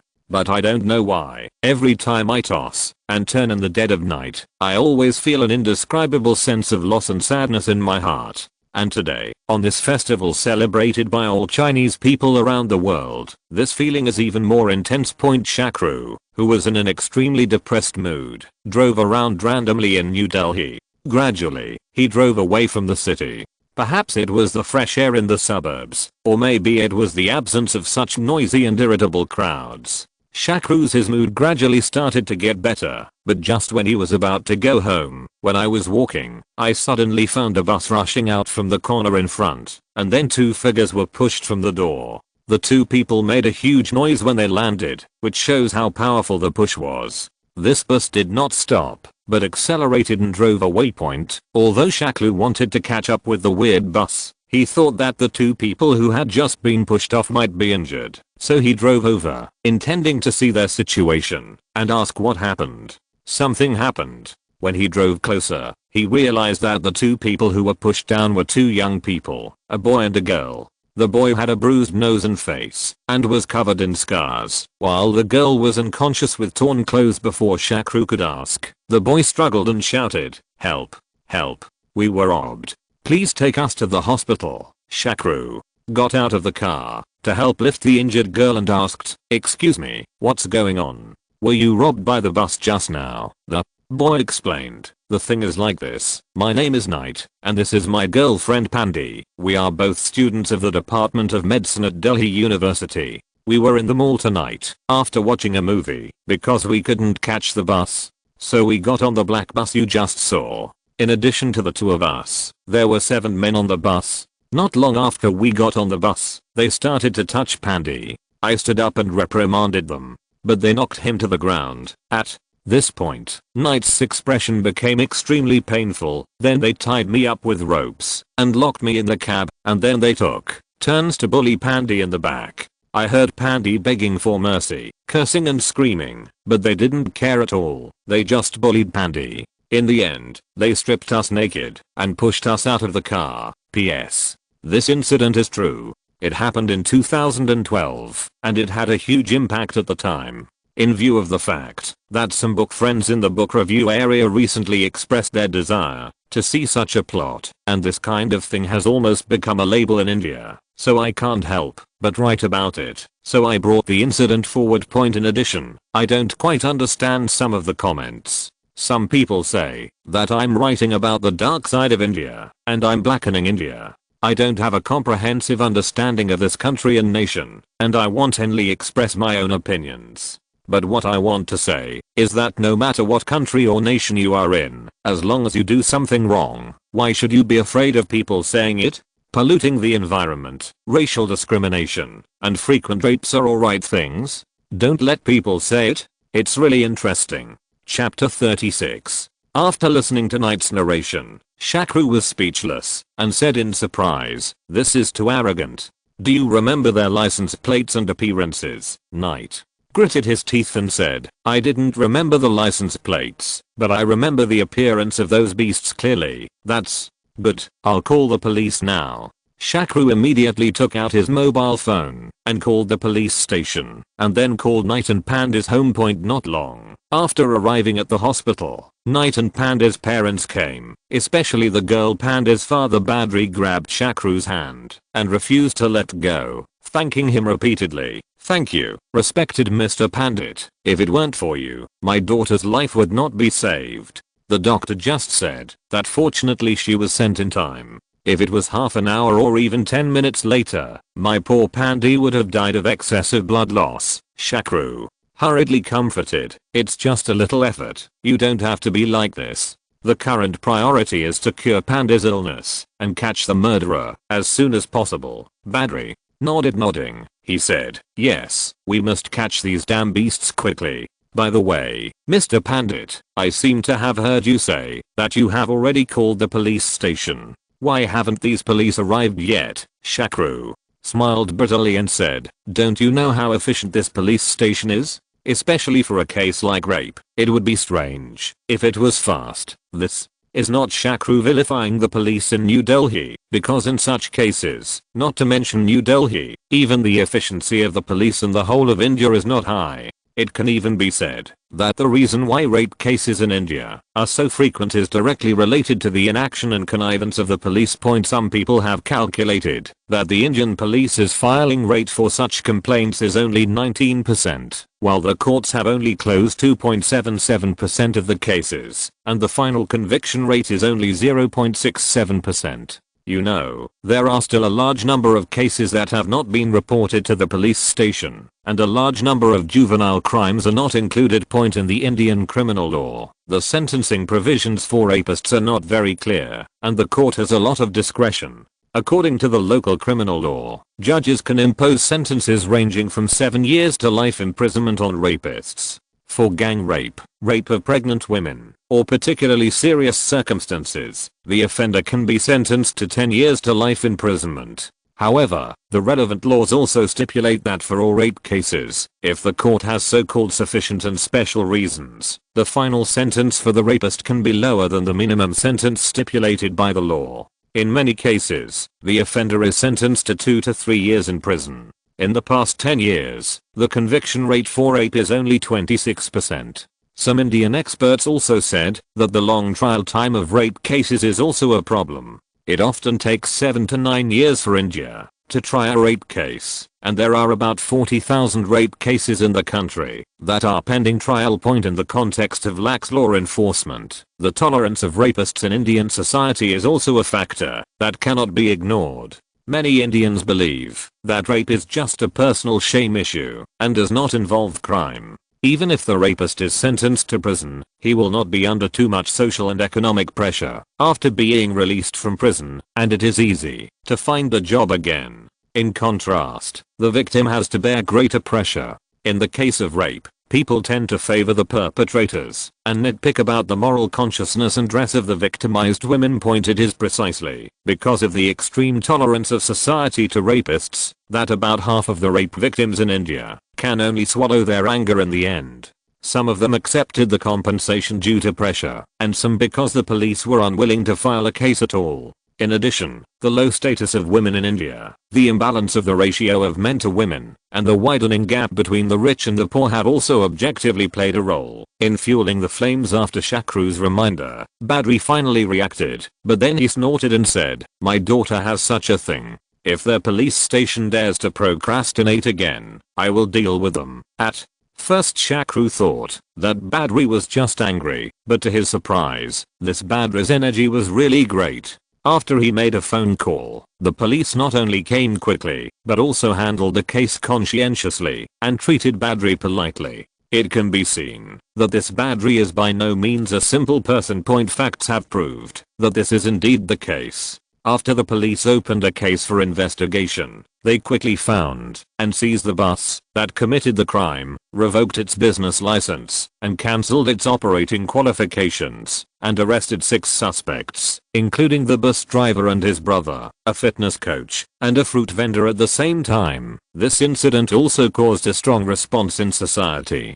ZTV said that the vicious case brought shame to the whole of India, and the poor security situation in the capital area deserves reflection. Students in the capital took to the streets to protest and demanded that the police bring all the criminals to justice as soon as possible. Indian women and children also held protests in New Delhi, calling for the protection of women's safety. For several consecutive days, large-scale anti-*** demonstrations were launched in many parts of India to protest against unsafe security. The local government officials said that they would take severe measures against this vicious case, and the opposition party also announced that it would conduct parliamentary inquiries into the local rule of law. This tragedy once again aroused people's attention to the safety of women in New Delhi, and the Indian media was also reflecting on why rape cases occurred frequently in Indian metropolises. According to reports, mainstream media such as the Hindustan Times and the Times of India used a rare 3-page spread to detail the case, and gave a comprehensive report on the frequent rape cases in India, especially in the capital New Delhi, and questioned the police's inaction. As a country with a high rate of rape, Such cases happen every day in India.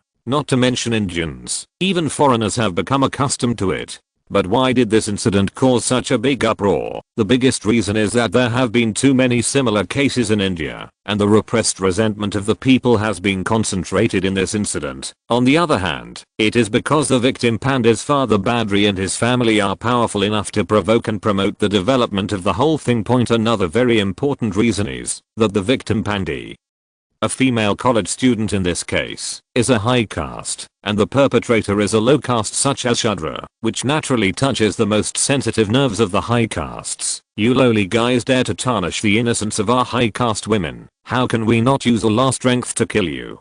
If the victim is a low caste and the perpetrator is a high caste, then the development of the matter is estimated to be different. Chapter 37 Swallow. A month later, the New Delhi court announced that the 4 defendants were guilty of rape, robbery, kidnapping, destruction of evidence, and murder. Subsequently, the 4 criminals were dissatisfied with the verdict and appealed. The Indian High Court upheld the death sentence and rejected their appeal. When announcing the verdict, the judge of the New Delhi High Court said that the impact of this case was so severe that it was a rare case that was worthy of the death penalty in the Indian judicial system. The court also rejected the appeal request of the defendant's attorney and ruled that he could not appeal to the Supreme Court of India.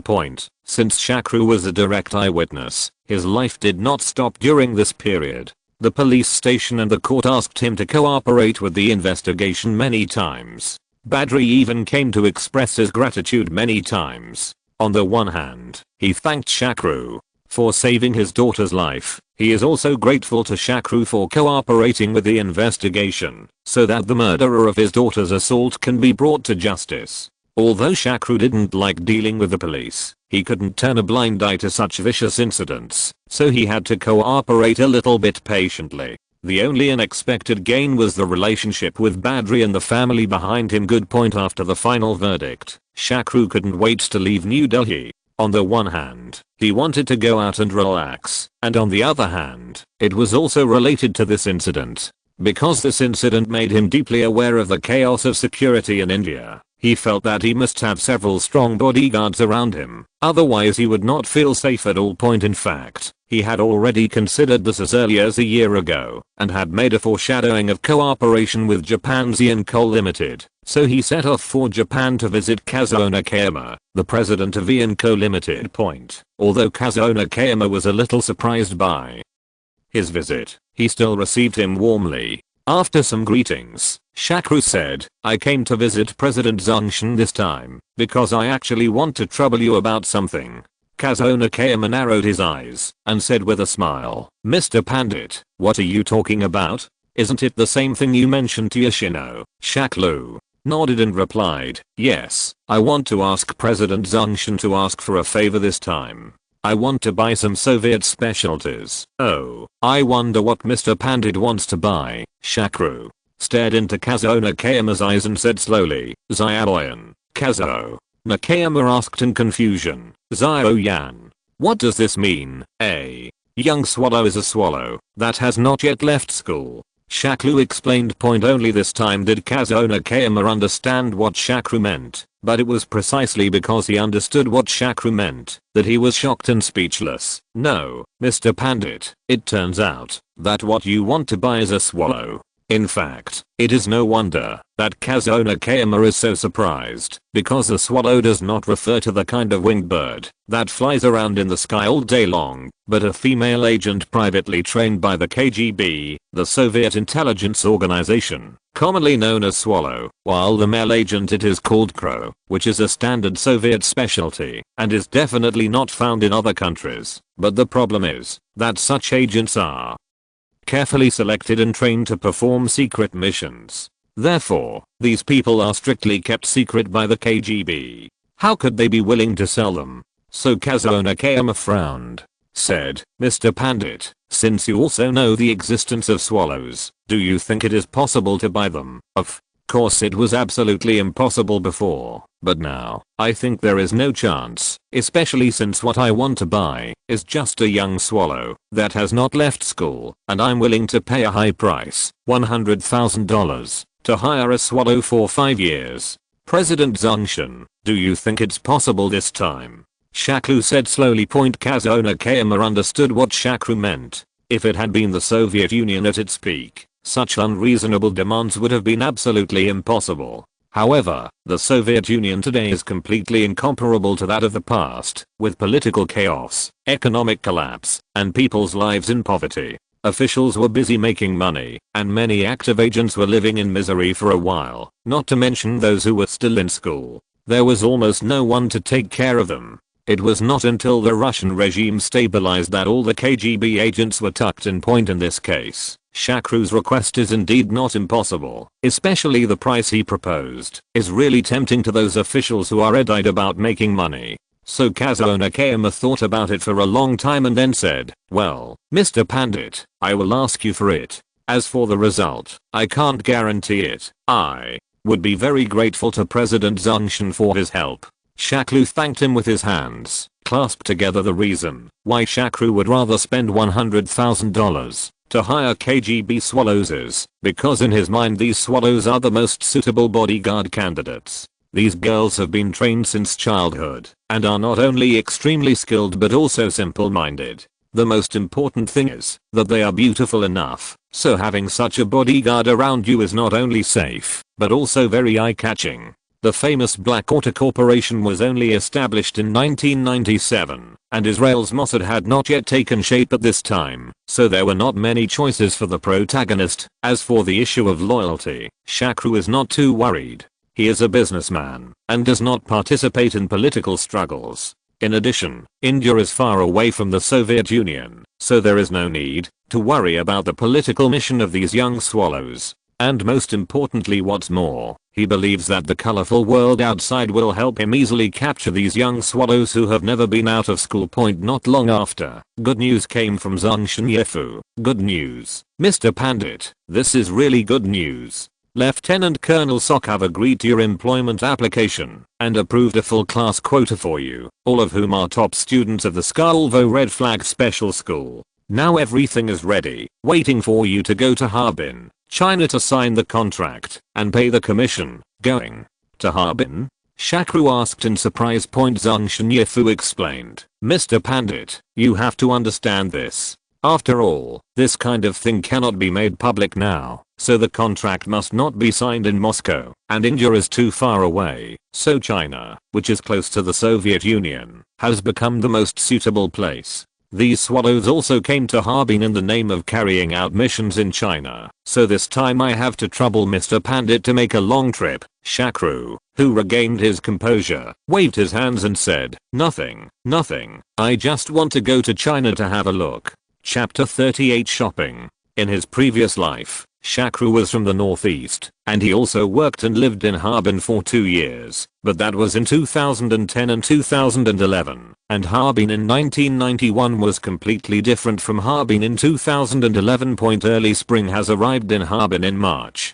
Although the temperature has risen, it is still far from the so-called spring March. In front of the Wangjiang Hotel on Harbin Road, Daoli district, on the south bank of the Sangha River, Shakru, wearing a black woolen coat, walked quickly into the hotel's reception hall with a spring breeze smile. He had been waiting for him for a long time. Kazuo Nakayama, who was in the hall, immediately stood up and turned to him. A middle-aged man with a serious face on the side introduced, "Major Malauf, this is Mr. Pandit from India." Then he said to Shakru, "This is the horse who is responsible for leading the team this time. Captain Love, the other team members are waiting upstairs." After a simple handshake and greetings, the three of them arrived at the reserved room. As soon as they entered the door, Shakru's eyes lit up. 6 tall blonde beauties in military uniforms stood neatly in a row. They looked really eye-catching. Incomparably, the only regret is that these military uniforms are really a disgrace. Of course, for some uniform fans, that is another story. Before signing the contract, Major Malouf said coldly, "Mr. Pandit, although this hiring action has been approved by the superiors, there is no precedent before, so please cooperate with some requirements. The specific conditions are in the contract. Please read it carefully." Shakru looked at the contract and found that there seemed to be many restrictive clauses in it, but they were not a problem at all for him. For example, they were not allowed to reveal the military identities of these swallows, were not allowed to use them to inquire about Soviet military secrets, and were not allowed to engage in activities against the Soviet Union, unfavorable activities of the regime, etc. But the problem is Shakru is a pure businessman. He has no intention of inquiring into Soviet military secrets. It is of no use to him at all. Moreover, given the current situation of the Soviet regime, there is no need for him to do anything detrimental.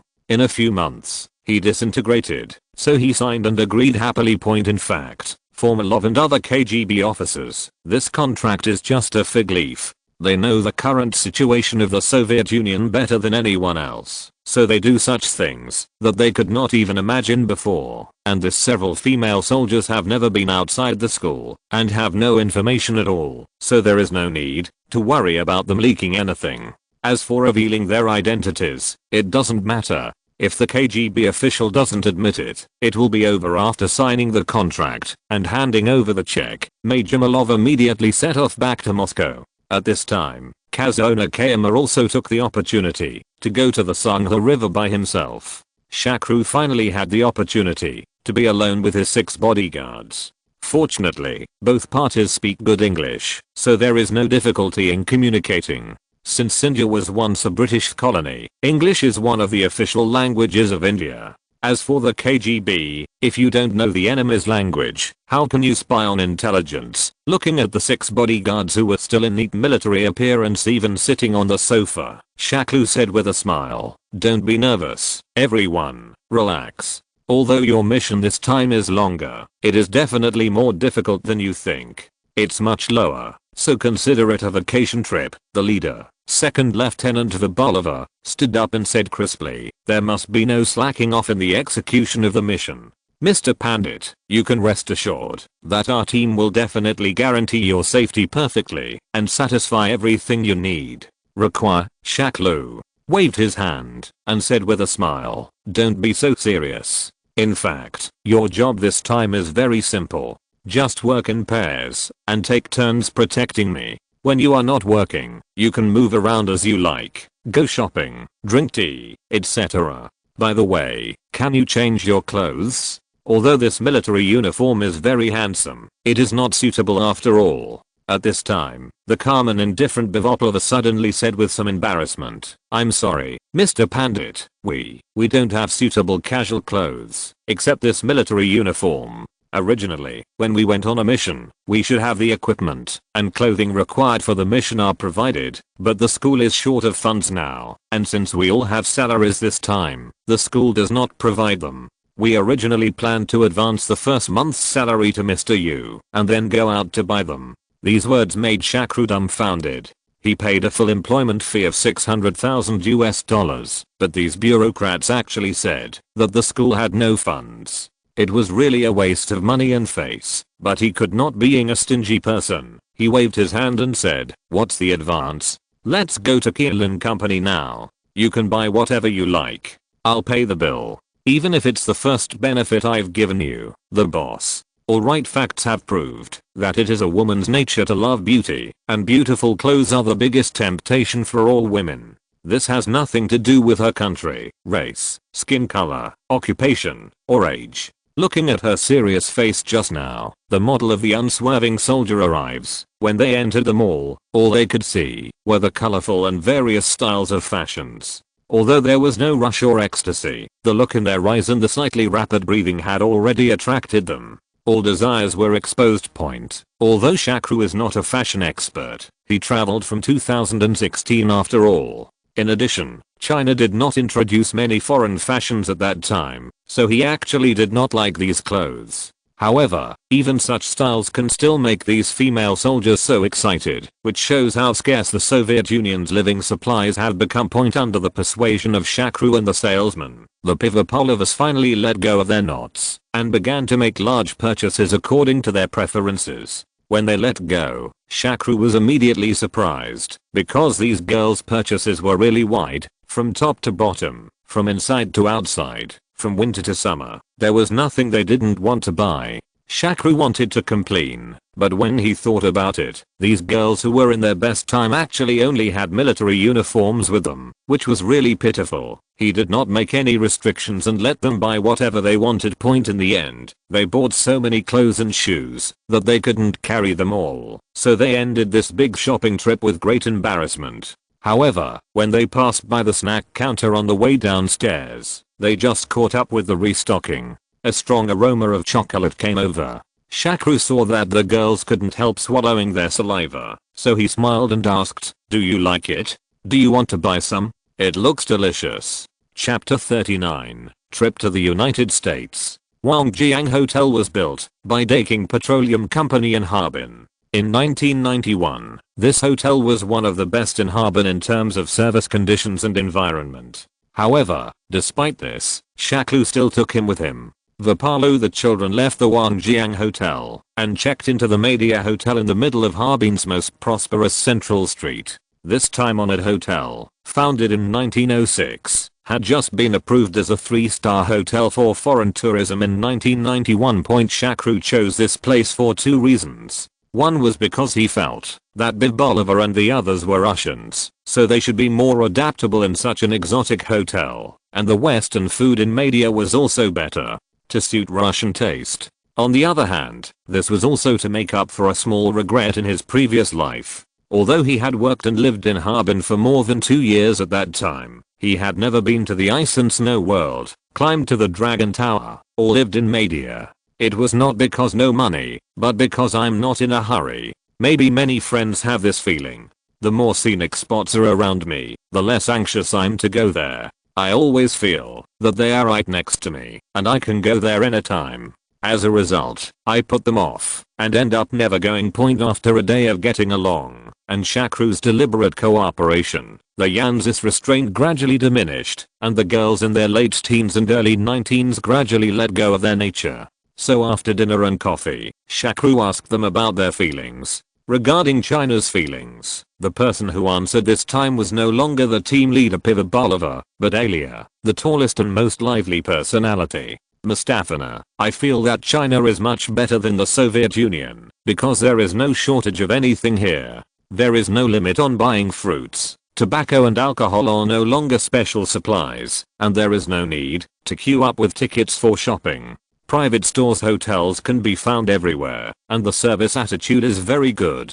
You don't have to worry about being treated differently according to your level. Actually, China has only just improved in the past 2 years. In the first few years, China was a planned economy. Now after changing to a market economy, the supply of goods has increased. Shakru explained. In fact, what Shakru wants to say is that when you come to China and Harbin in 10 years, you will be even more surprised, because China has only entered a period of rapid development since 1989, and foreign businessmen will wait a few years. When you are taken seriously, you might even come and step in. Mustafana continued to ask, Mr. Pandit, what about India? Shakru frowned and replied, in India, generally speaking, shopping is quite convenient, but you have to go to large supermarkets to buy food. Don't go easy on food sold in small markets, especially roadside stalls. Go buy it, unless you are very confident about your stomach. Is the food quality very bad? Can they still sell their products? Shakru smiled bitterly and said, the locals have no problem eating it, but you guys must not be used to it when you just went to India. In fact, let alone you, even I can't stand it. At this point, he seemed to have remembered something and warned again, the temperature in India is completely different from that in the Soviet Union. Even in winter, it is also very warm for you, especially now that the temperature is rising.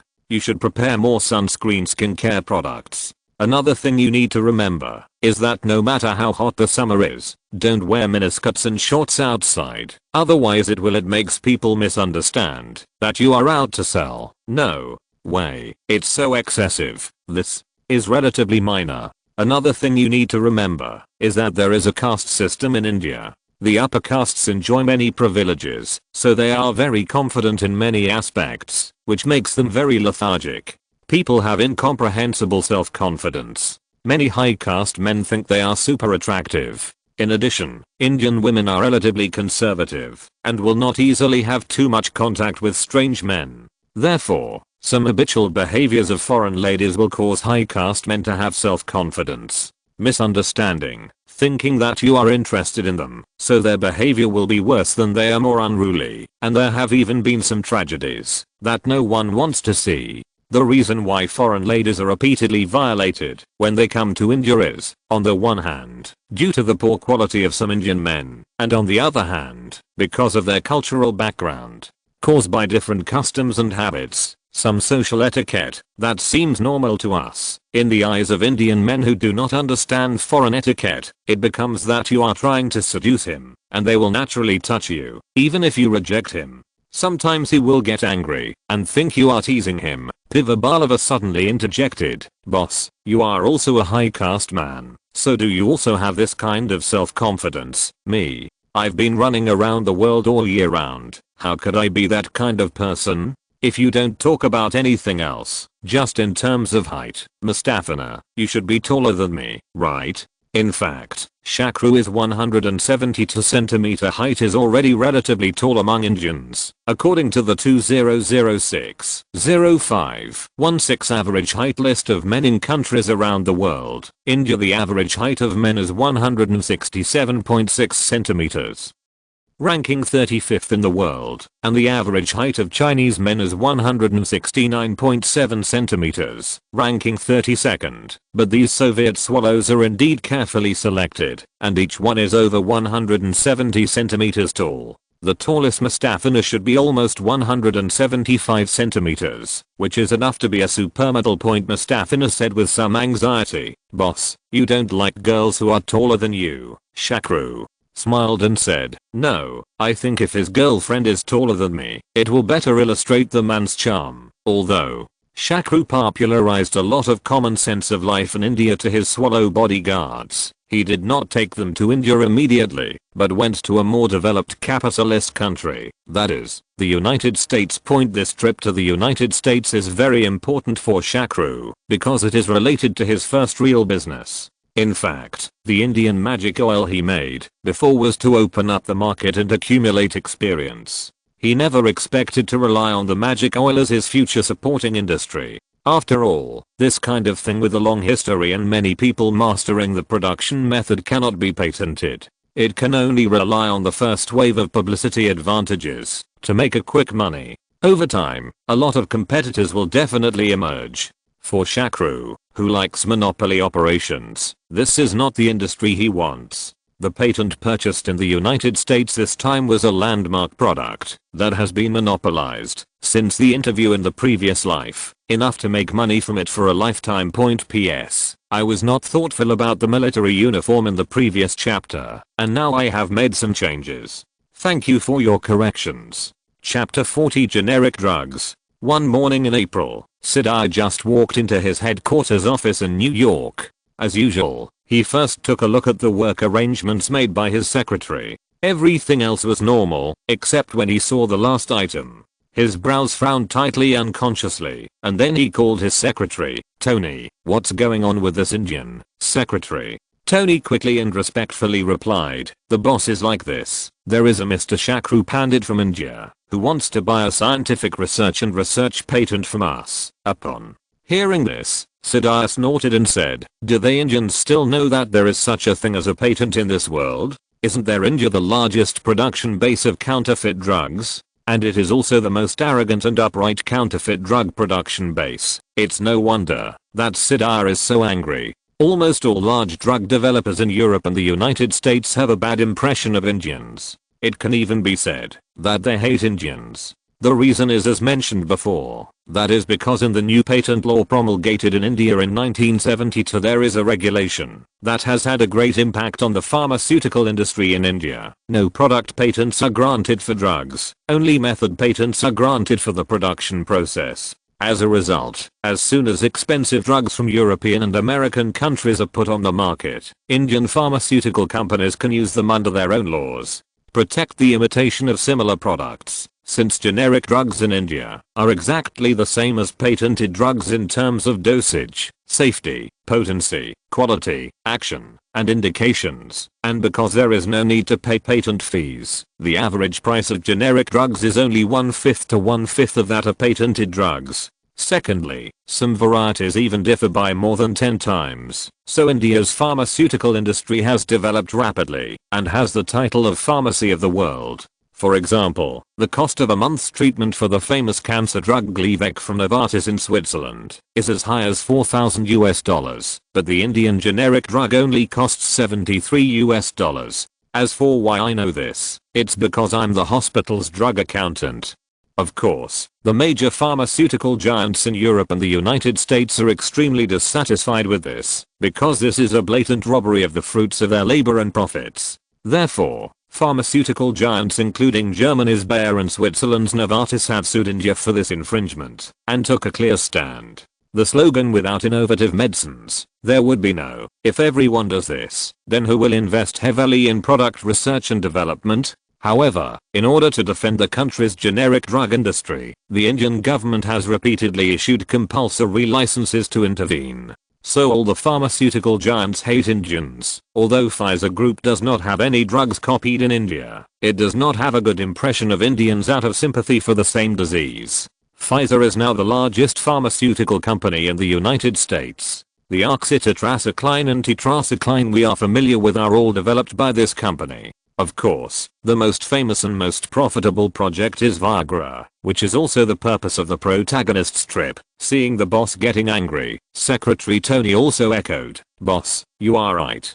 I was surprised when I first heard that this Indian came to buy patents, especially when they wanted to buy the treatment that we just failed in the experiment. New drugs for heart disease. This makes me even more puzzled." "What did you say? This Indian wants to buy sildenafil?" Sudhir asked in disbelief. Secretary Tony nodded. "Yes, he is saying that he wants to acquire sildenafil. I really don't understand. What is the use of him buying this patent? Our Pfizer project has failed. Is it possible that Indians have no innovation ability at all? Will it succeed?" Sudhir thought for a while and then said to his secretary Tony, "Go and call this Indian and I will talk to him." "Boss, you don't really want to sell it to him, do you?" the secretary asked in confusion. Sudhir nodded. "If the price he offers is right, why not sell it to him? I do hate Indians, but I don't hate money." Although Sudhir said this when Shakru came in, his expression was still cold, and he said proudly, "Mr. Pandit, I heard that you want to buy the patent rights of the new drug sildenafil developed by our company. To be precise, what I want to buy is the patent right of sildenafil, an unformed new drug that your company has just failed in its experiment." Shakru corrected. Sudhir ignored Shakru's criticism and said with a frown, "Mr. Pandit's news is very fast. Less than 3 days after we announced the failure of this project, you made a purchase request. How can this give me a chance?" "A very uneasy feeling, because I'm also very interested in this project. I have been paying close attention to it. Although your company's trial failed, your R/U0026D process and R/U0026D data can give me great inspiration for the new drugs I'm developing. So when I heard your company's experiment failed and you came to acquire it," Shakru explained. Sudhir sneered, "But to be honest, I don't have any confidence in the ability of your colleagues in new drug research and development. So I'm curious, Mr. Pandit, where does your confidence come from? Is your pharmaceutical factory better than ours? Is Pfizer still big?" Shakru understood what Sudhir meant. "Which of your Indian pharmaceutical companies have developed their own medicines over the years? They have not all copied ours. Now that our Pfizer experiments have failed, why do you have the confidence to dare to take over and continue the research and development?" Shakru is naturally confident about this issue because Pfizer's entire previous R/U0026D direction was wrong. They were experimenting with sildenafil as a new drug for treating cardiovascular disease, but in fact sildenafil, the biggest effect is not here. Its real function is to stimulate male X function. You are going in the wrong direction. How can the experiment not fail? The development process of Viagra is the most famous example of unintentional intervention in the pharmaceutical industry. As of today, the inventor refuses to admit that he is the father of Viagra. He always believes that this drug has no significance in eliminating pain, curing diseases and saving lives. But Shakru would naturally not tell Siddhya about this kind of thing, and at this time, it is estimated that, even if he told Siddhya would not necessarily believe it, so Shakru replied without being humble or condescending, "This is my business. It's confidential. Please forgive me for not telling you until my experiment is successful. But to be honest, I'm probably the only person in the world who is willing to pay $30 million to acquire this patent, so I hope that President Siddhya will do it. Can you think about it carefully? P.S. In the past 2 days of land reclamation, new recruits carrying old guns, and publishing new books, my position on the new book list is in jeopardy, so I urgently need your recommendation votes and support. If nothing else, at least keep me from falling off the new book list." Chapter 41 Emphasis. Although Siddhya hated Indians very much, as he said, he did not hate money. In the end, Shakru spent $60 million to purchase the patent rights and production formula of sildenafil. A few days later, Siddhya suddenly remembered a question and asked his secretary, "Tony, I remember last time you told me that this Indian had never been in the pharmaceutical industry before. He was just a salesman of healthcare products of." Tony nodded and replied, "That's right. According to my investigation, the only industry he currently operates is a sales company that sells Indian sacred oil as an exclusive agent. And as you can see, he is very young and has absolutely no pharmaceutical factory and R/U0026D institutions. That's strange. Then why did he buy sildenafil? Could it be that sildenafil has something to do with his current business? But that's not right either. One is a serious medicine and the other is a nonsense health product. There is no way this can be connected. By the way, what does this Indian sacred oil do? Oh, this Indian magic oil is used to prolong a man's ejaculation time." At this point, Tony seemed to suddenly think of something and said with some hesitation, "Boss, there is an uncertain rumor about this sildenafil." "What are the rumors? Tell me quickly." Siddhya asked. "Well, several experimenters have talked privately. Some patients who participated in the clinical trial took away part of the medicine, even though the medicine did not have the effect of treating cardiovascular disease. When asked why they did this at that time, they all hesitated and were embarrassed to say, but later they found out that I felt that it would be easy to have sex after taking this medicine, so I planned to save some for later use when I was with women. However, everyone said that it was a psychological effect on him, and they just listened to it as a joke, so I didn't use it." "Seriously, has this Indian heard this rumor?" Tony said hesitantly. Siddhya thought for a long time, and then said slowly, "That should be related to this. Send me someone to keep an eye on this matter. I may have made a loss in this transaction." While Siddhya was discussing this matter with his secretary, Shakru was conducting another negotiation that was crucial to him in an inconspicuous office in New York, except that the target of the negotiation was no longer the famous United States. Pfizer CEO Siddhya, but Infosys boss Narayana Murthy, who is currently unknown in both the United States and India. Although Murthy is known as the father of it in India in later generations, Infosys, IBM and Accenture were among the top 3 global software exporters published by international outsourcing organizations in 2008. However, at this time Murthy and Infosys is in a precarious stage and is struggling to hold on. This company was founded in 1981 with only 10,000 rupees, equivalent to $250 in US dollars at the time. The office was an extremely small bedroom and there were only 6 members. It has grown to now have with nearly $2 million in revenue and more than 50 employees. It seems to be doing pretty well, but in fact it is just struggling to support itself. Because the Indian government's control over foreign trade and mergers and acquisitions policies has restricted the company's growth rate, and because they have been living in the United States all year round.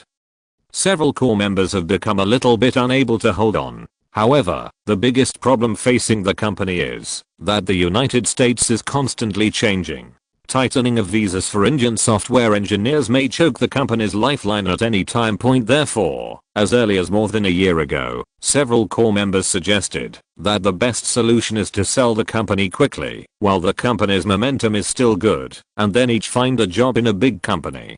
Fortunately, Murthy persisted and promised, "I can buy all your shares now, but the money will be paid to you later." With this determination, he persuaded others, but once again insisted. After many years, because there is still no hope, everyone's confidence is getting darker and darker, but what they don't know is that as long as they survive this most difficult time, a series of good news will come soon. First, in June of this year, that is, in 1991, the Indian government will be forced to initiate economic reforms. Specifically, I will describe it in detail later. The rise of the outsourcing trend of large American multinational companies in the mid-1990s, and the subsequent Y2K crisis and .com boom, making Infosys the best representative of the rise of Indian outsourcing in the world. Therefore, Shakru was playing with the time difference this time, and wanted to invest in Infosys when it was in the most difficult situation. So as soon as the negotiations started, Shakru dropped a bombshell. "Mr. Murthy, I'm very optimistic about it.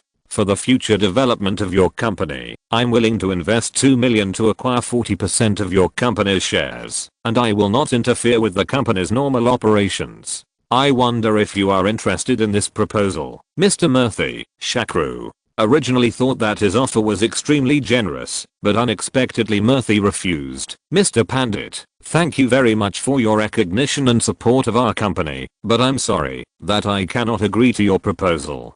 Because you want too many shares. If you hold 40% of the shares, you will be the largest shareholder of the company. Infosys is my hard work, and I really don't want to sell it. Maybe I didn't make it clear just now. What I mean is that even if I become the largest shareholder of the company, I will not interfere with the daily operation of the company. I will only make decisions on major issues. Since I have invested, I want to make Infosys bigger and stronger, and I will not destroy your hard work."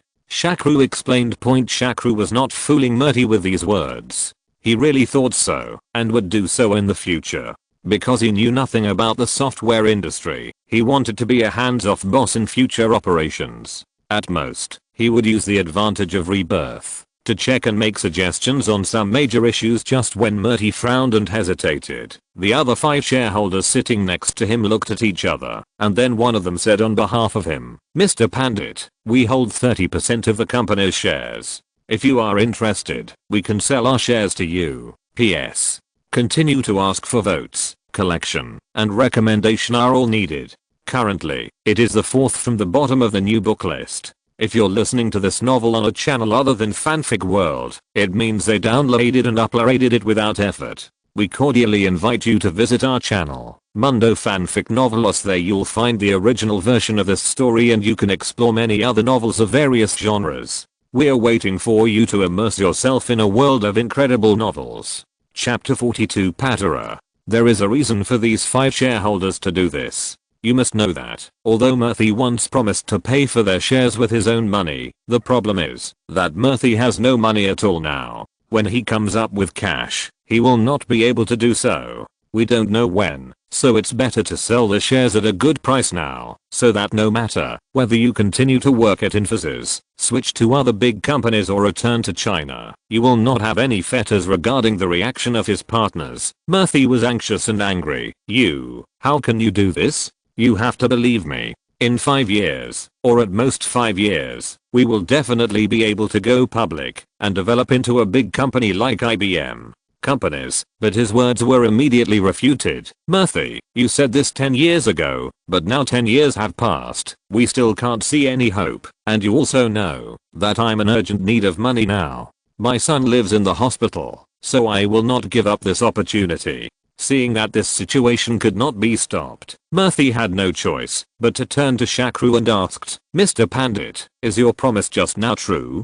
Are you really not going to interfere in the company's daily operations?" Shakru clasped his hands and said piously, "Brahma is above. I will abide by all the promises I have made." At this point, Murthy no longer had any doubts about Shakru, because for a Hindu believer, especially a Brahmin, he would never dare to make any false promises to Brahma, one of the 3 main gods of Hinduism. So the 2 parties formally signed the contract the next day. In order to show his sincerity, Shakru not only issued a check for $2 million at that time, but also injected $1 million into the company. The signing and handover of the entire peace contract went very smoothly. The only thing that surprised Shakru was that after the whole process was over, Mr. Patara, the lawyer in charge of the peace contract, suddenly sent an invitation to Shakru. "Pandy Mr. Ten, I have a very presumptuous request. I hope you don't mind. Would you like to have dinner with me, an old man, at my house tonight?" The Patala lawyer is over 60 years old this year.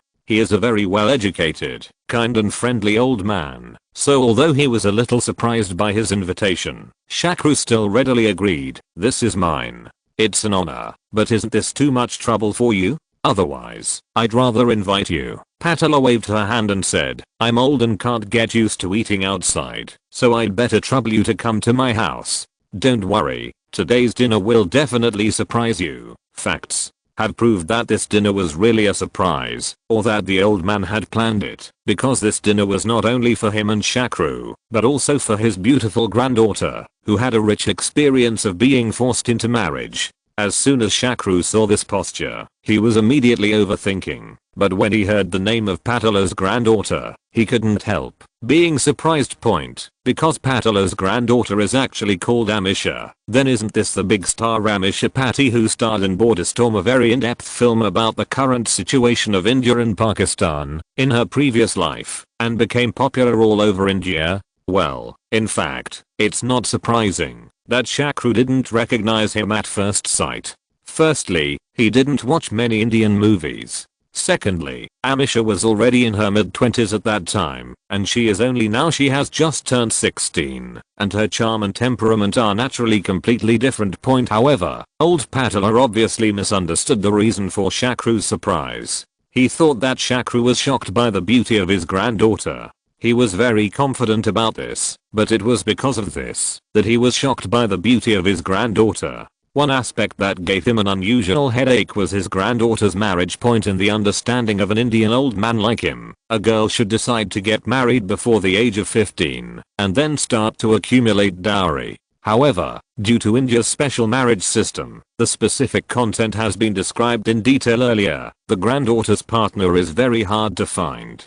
Patala is the oldest Brahmin surname and her family's current achievement status, so her granddaughter's partner can only be found among Brahmin. However, there are too many people who are targeted by outstanding Brahmin young men, and he who is not outstanding will I feel unworthy of myself his granddaughter. Out of desperation, he brought his granddaughter to the United States to study, in order to delay the matter, but delaying it was not an option. So now old Patala is looking around for nothing, just to find a well-matched and excellent grandson-in-law. Therefore, when old Patara saw Shakru's surprised look, not only did she not blame him for being rude at all, but she smiled and boasted for her granddaughter. "Mr. Pandit, my granddaughter is not only beautiful, but also beautiful. Extremely smart, now studying economics at Tufts University in Massachusetts. Oh, Miss Amisa is really amazing.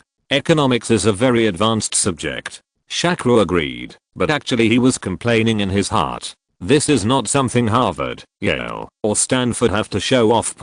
After chatting for a while, the old Patara casually found an excuse and walked out.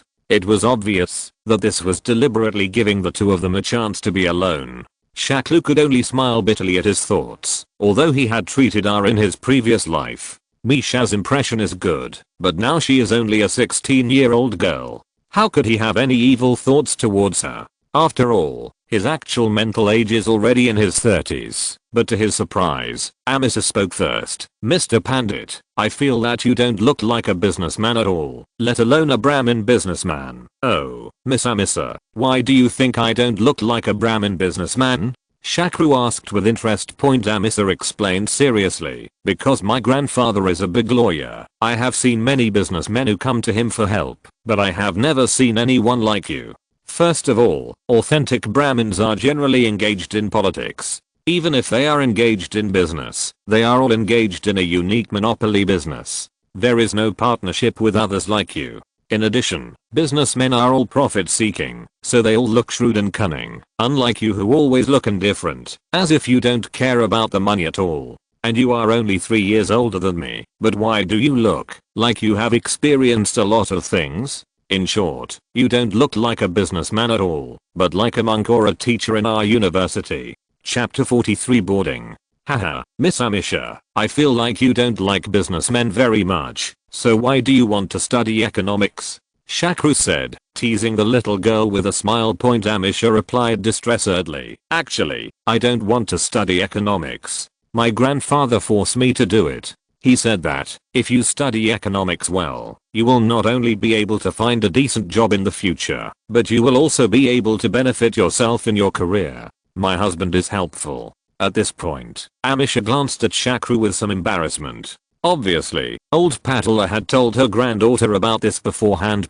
However, Shakru did not bother with this issue. Instead, he asked something else. So, Miss Amisha, what job do you most want to do? Well, I want to be a big star like my mother. The little girl replied with bright eyes. Oh, your mother is an actor? This answer made Shakru a little surprised. How could an old antique like Patala agree to his son marrying an actor? You must know that there are not many upper castes among actors. Amisha nodded and said, yes, not only is my mother an actor, but my father is also an actor. In fact, it is because they have all become actors, so my grandfather will not allow me to continue to be an actor no matter what, so he forces me to learn economy. Shakru sighed inwardly. That's right.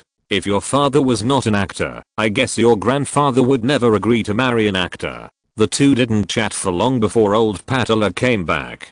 Shak, seeing that the time was almost up, Lou thanked him and left. After he left, old Patala asked her granddaughter with a smile, Amisha, what do you think of the young man that grandpa introduced to you today? He is both successful in his career and young and handsome. This should fully meet your requirements, right? Amisha thought for a moment and then said, this Mr. Pandit is indeed very good.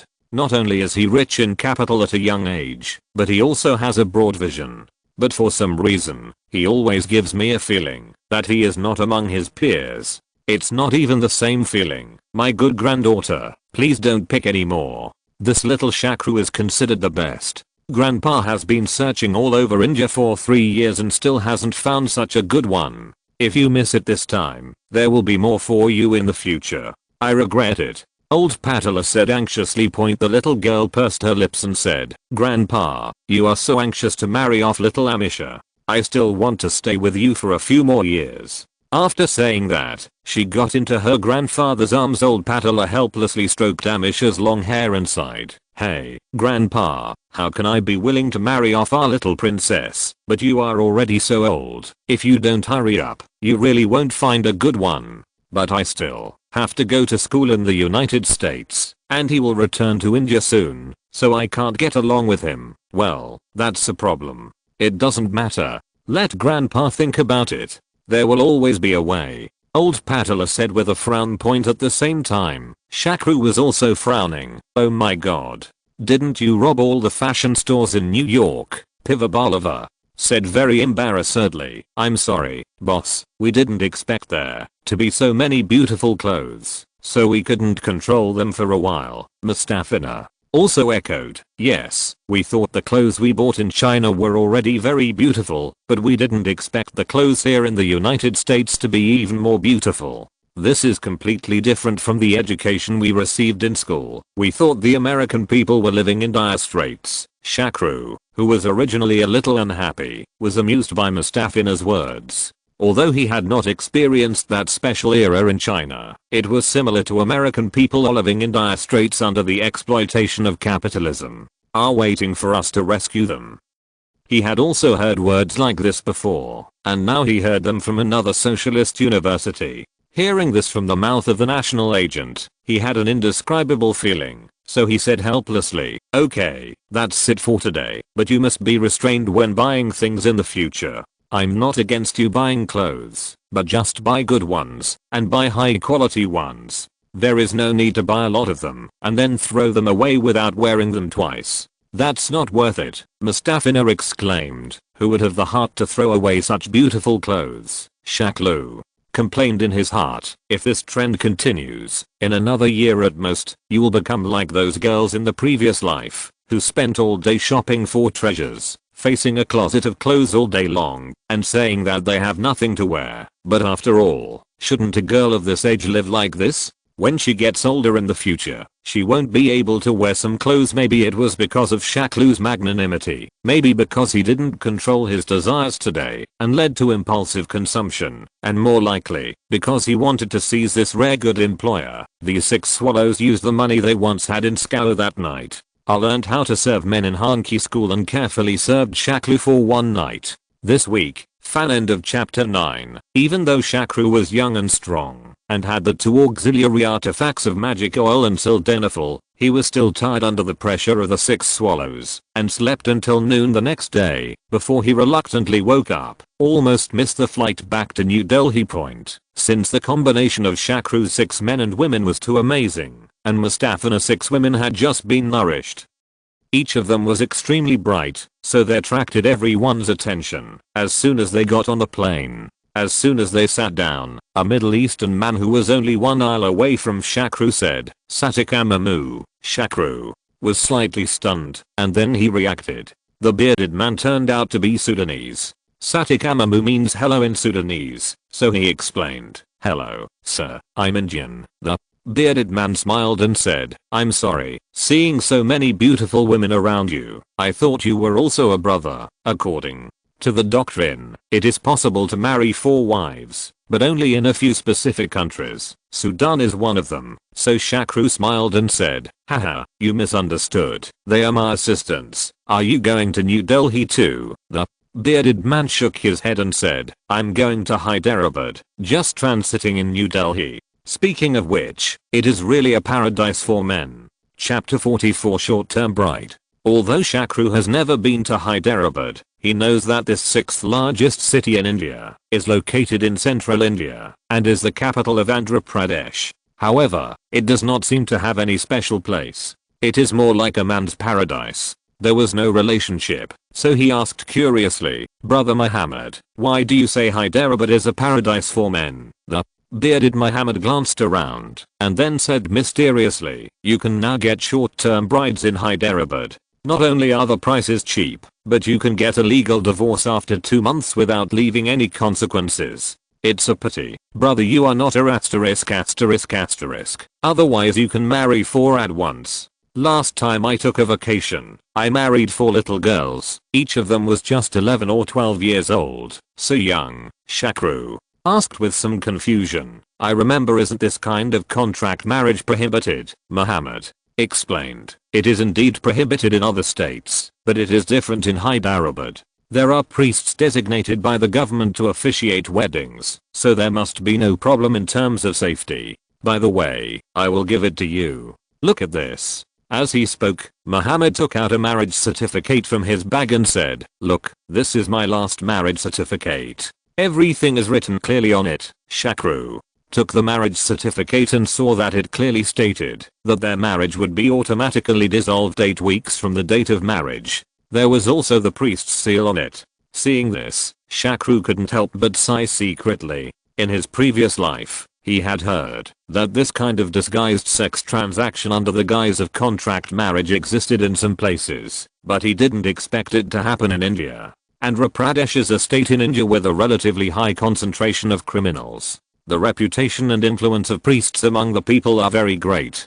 I didn't expect that they were doing this kind of thing secretly, but even if a priest presides over it, can the little girl and her parents agree? The majority of the money belongs to her parents. How could they not agree? As for the little girl, she will definitely have some ideas, but this problem is solved by her parents. It is said that, if she does not agree, her parents will be punished. Muhammad said confidently. Shakru asked in surprise, "No way, other than the girl's parents, does anyone else have a share of this kind of money?" Muhammad nodded and said, "Of course. You see, the fee for a girl is 100,000 rupees, but the girl's parents can only get 80,000 rupees. The other 10,000 is given to the priest, and the other 10,000 is given by the intermediary. Button it down." Hearing this, Shakru was a little speechless. There are people making such shady money, and the girl's parents are really willing to give up. This is basically pushing their own girl into a pit of fire.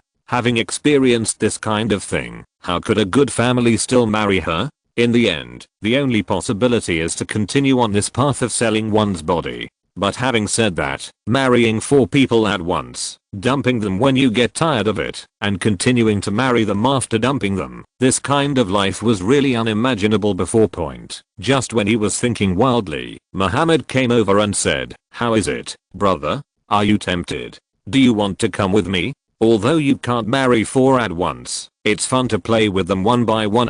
Shakru waved his hands repeatedly and said, "No, I don't like little Lalita. I still like mature women." Muhammad glanced at Mustafina and the others, then smacked his lips and said, "Well, looking at the beautiful assistants your brother brought, I should have guessed your taste, but to be honest, this lady, both Lalita and Lalita, have their own merits. Those little girls are all babies, and the struggle is so delicious." This shameless description made Shakru really unbearable. Fortunately, Mustafina reached over and asked, "Boss, what are you talking about? It seems very interesting." Since Shakru and Muhammad had been talking in Hindi, the people around them could not understand their conversation, but Shakru interrupted Muhammad with her question. He raised his head and replied casually, "You are too young to understand." But what he didn't expect was that as soon as he returned to his seat, Kabiva, who was sitting next to him, immediately came over, leaned into his ear and said, "Boss, it's normal that you don't like little Lalita. Just what you said yesterday, that little girl is so crazy at night. No girl can resist your torment. Then didn't you persist for so long last night?" As soon as he got off the plane, Shakru started to get busy. Although he had bought the patent rights for sildenafil alone was not enough. It had to be converted into finished drugs. Fortunately, due to the availability of generic drugs, it is a developed country, so India's pharmaceutical industry is rich in talents. Although its innovation ability is a bit poor, it is not difficult to go from sildenafil to the little blue pill. It's just that no one thought about it before point. In fact, Shakru had already prepared for the worst. That is, if it didn't work, he would conduct the research himself. Because in fact the crudest production method is to mix sildenafil powder and corn flour. The only thing he doesn't know now is the ratio of the 2. Because in his previous life, before he traveled through time, he saw a news report that the police uncovered a large underground laboratory that manufactured counterfeit blue pills. The owner of this laboratory also used medicinal powder and ingredients without knowing the formula of the blue pills. Counterfeit medicine made by mixing corn flour, but fake drugs are fake drugs, but they are still very conscientious and experimental. After he prepared pills according to different proportions, he asked his workers to take them separately. After taking the medicine, they asked them to go to the hair salon to have their hair washed by service staff. Is this a literary way of saying it? He reimbursed the expenses and then improved the proportions based on the feedback from his workers and the hair salon service staff. Finally, he came up with the formula. So after being arrested, he proudly said to the police, "My medicines are all clinically verified." As soon as the report came out, netizens responded enthusiastically.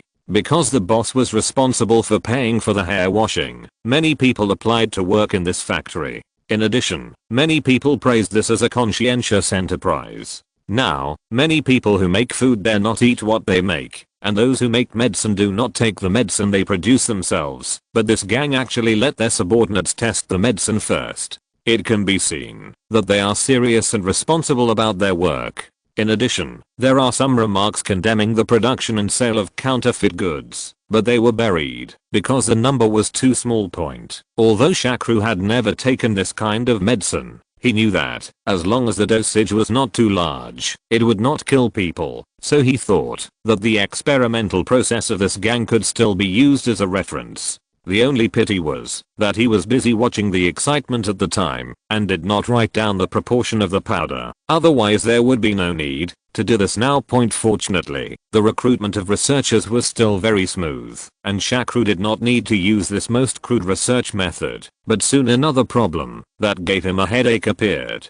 Chapter 45 Child Labor. What happened was that Shakru was inspecting the construction site of his new factory that day. However, after walking a few steps, He was surprised to find a young child carrying a mortar bucket and walking barefoot on the construction site. Walking on the road while a little girl was struggling to carry construction tools and stood behind the adults to help. There were also some children packing hammers, knocking stones, laying roads. These children looked like just he looks like he is 7 or 8 years old and less than 10 years old. Seeing this scene in front of him, Shakru suddenly became furious. He dragged Murdy, who was standing next to him in charge of project supervision, and pointed at the children and asked, "Murdy, please explain to me, what happened to the child?" It was obvious that Murdy did not understand why his boss was angry, and explained in a confused manner, They are all workers? Boss, don't worry, these children's wages are very low." Shakru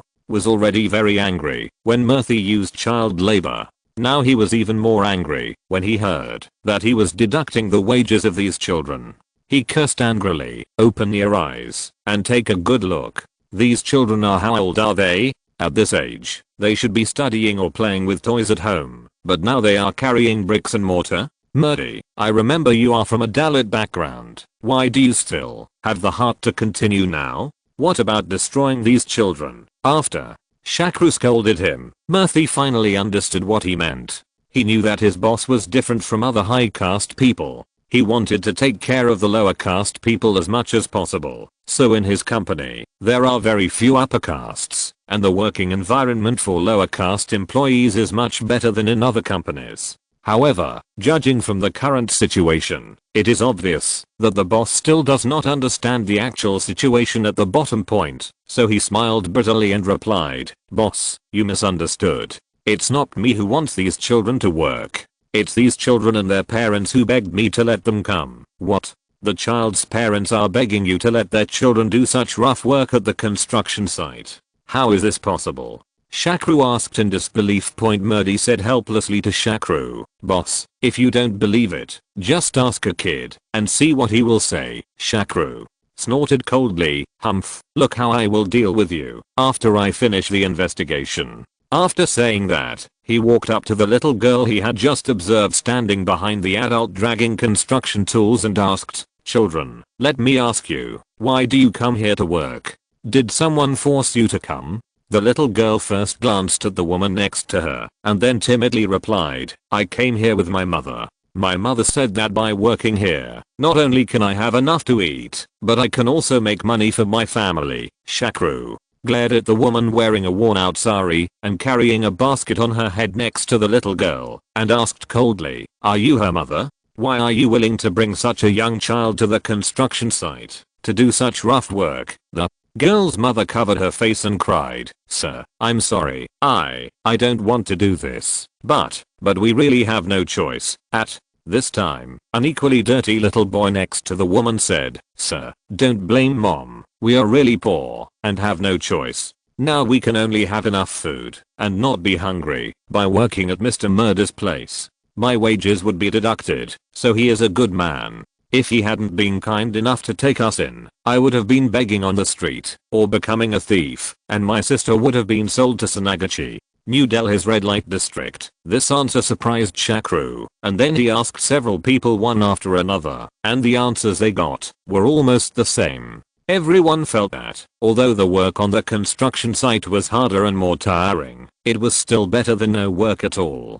Because that means they have to beg, or even do other things they don't want to do, such as stealing and selling X. Moreover, Murdy is very fair here, never deducting wages, and can still have a full meal at noon. Moreover, he is also a Dalit, so he will not discriminate against workers. So many people are willing to come here to work, even because of engineering quantity is limited, and many people who want to come have no space. After hearing this, Shakru came back, patted Murdy on the shoulder and said, "I'm sorry, Murdy, I wrongly blamed you." Murdy quickly waved his hand and said, "Boss, don't say that. It's my fault that I didn't make it clear to you in advance, so it's still my responsibility." After this incident, Shakru investigated the situation of child labor in India and found that the situation was even worse than what he had seen. As early as 1986, India passed a bill prohibiting the employment of minors under the age of 14 in many industries. Those who illegally employ child labor will face up to 2 years in prison and a fine of 20,000 rupees, approximately less than 3,000 yuan. However, since the bill was enacted, it has been in vain. The Indian government has conducted few serious investigations into the problem of child labor, and rarely prosecutes those who employ it. For example, in Mumbai, the economic center of India, it is well known that there are a large number of sweet shops employing child labor. However, the local government has only inspected the child labor problem twice in the past year and a half. Although the Indian government requires all states to establish specialized agencies at the state level to protect children's rights, only 5 of the 28 states in India have established corresponding agencies. The Indian National Commission for Child Rights, established in 2007 to protect India's 420 million children, currently has only 10 staff. They work in various occupations in India. Some work as servants in middle class and rich families, some struggle to make a living in sweet shops, some have to work on farms at a very young age, and a large number of children are organized to beg on the streets, at stations, and at tourist attractions. They are engaged in low-paid labor-intensive jobs, and their living conditions are very difficult. Factories that employ child labor are all illegal operations, and most child laborers are trafficked. The latest data from the Indian Central Bureau of Investigation shows that there are currently 3 million victims of human trafficking in India, of which 1.2 million are children under the age of 14. Child laborers are usually placed in a small room with 5 or 6 people. They are basically malnourished, and most of them suffer from skin diseases. In early 2011, the Mumbai police found that someone hired girls to help at home and never paid them any wages. The relevant personnel were eventually ordered to stop employing child labor and pay all the remuneration, but these people did not repent in the face of the accusations, but instead defended themselves by taking in the girls and giving them food. Shakru had no good solution for this situation. After all, it seemed like harming them to drive them away from the construction site. So he could only tell Modi to prepare more delicious food for these children and give them more wages. However, he did not expect that his kindness would actually cause other troubles. Chapter 46 Bucket. Additional chapter for Captain Felwood. Shakru returned home from the construction site. As soon as he entered the house, he found that 5 of his 6 beautiful bodyguards were actually lying down, and each of them was pale and sweating. They were lying on the sofa with their stomachs covered. Look at this. The situation was probably because he didn't listen to his own words and had a stomachache due to eating something unclean. So he stepped forward and said with a smile, "What's wrong? Where did this master come from, who can defeat all our beauties?" Kabiva, the only one who did not fall down, said with an embarrassed look, "Boss, we didn't meet any masters. We just drank a glass of sugarcane juice on the way back, and then it became like this." Shakru shook his head and sighed. "Hey, before I came here, I gave you many instructions, telling you not to eat street food and not to drink non-bottled water, but why didn't you listen? Oh, by the way, Kabe baby, why are you okay? Because I don't like drinking sugarcane juice, so I didn't drink it," Kabiva explained. Mustafana, who seemed to have recovered a little at this time, complained, "Boss, we actually wanted to go to the market to buy some ingredients and then cook you a good dinner. But as soon as we arrived at the market, we were completely stunned. It was really dirty there, especially the meat stall, with sewage and blood flowing underneath, and all kinds of stains on it. At first glance, a piece of meat looked pretty good, but when I was about to pick it up, I found a layer of flies lying on it. There were even crows nearby, which made me almost throw up. In fact, we all remember your advice, boss. We didn't dare to eat at the stalls selling fried pancakes and yogurt. We only looked at the pot and the oil, and we didn't have the courage to eat. But when we saw a sugar cane, when we spread it, we thought there should be no problem. Because we picked the sugar cane ourselves, and then he brought a machine with an iron block to squeeze the juice for us to drink. Normally there should be no problem with such clean juice, but why did all of us just drink it within a few minutes? I've been tricked." Hearing Mustafana's question, Shakru couldn't help but laugh, because he almost fell into trouble in this matter. In fact, the question here was very simple. He asked casually, "Let me ask you after you selected the sugar cane, Did the vendor put the sugar cane into a bucket for cleaning? Kabiva nodded and said, yes, this must be cleaned, otherwise there will be sand and dust on the sugar cane. But you definitely don't know that the cup you use to drink sugar cane juice is also cleaned in that bucket. Think about it, can the cup be clean? If the cup is not clean, then what's the use of the clean sugar cane juice itself? Shakru explained leisurely. Kabiva was speechless and said, oh no, how can they use the water used to wash sugar cane to wash the cups? Why?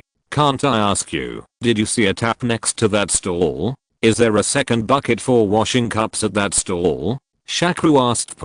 After listening to Shakru's words, Mustafina suddenly turned even paler and said weakly, Kabiva, help me to the bathroom quickly. I have to vomit for a while. Oh my god, just think about it. I feel sick. After using that cup, Shakru stepped forward and checked the beautiful bodyguards one by one. He found that it was a gastrointestinal problem that would be cured by taking some medicine. So he stood up and said to the maid who was waiting on the side, Martha, you will still go shopping for groceries from now on. Well, let's buy something light today, not too greasy, otherwise their stomachs won't be able to handle it. Pivabalova said quickly on the side, boss, there is no need to accommodate us. As it is now, we will not eat tonight. We specially bought you a piece of very fresh meat, which is in the kitchen. Shakru asked in confusion, well, didn't you just say that you thought the meat in the market was too dirty? Why did you buy a piece? Pivabalova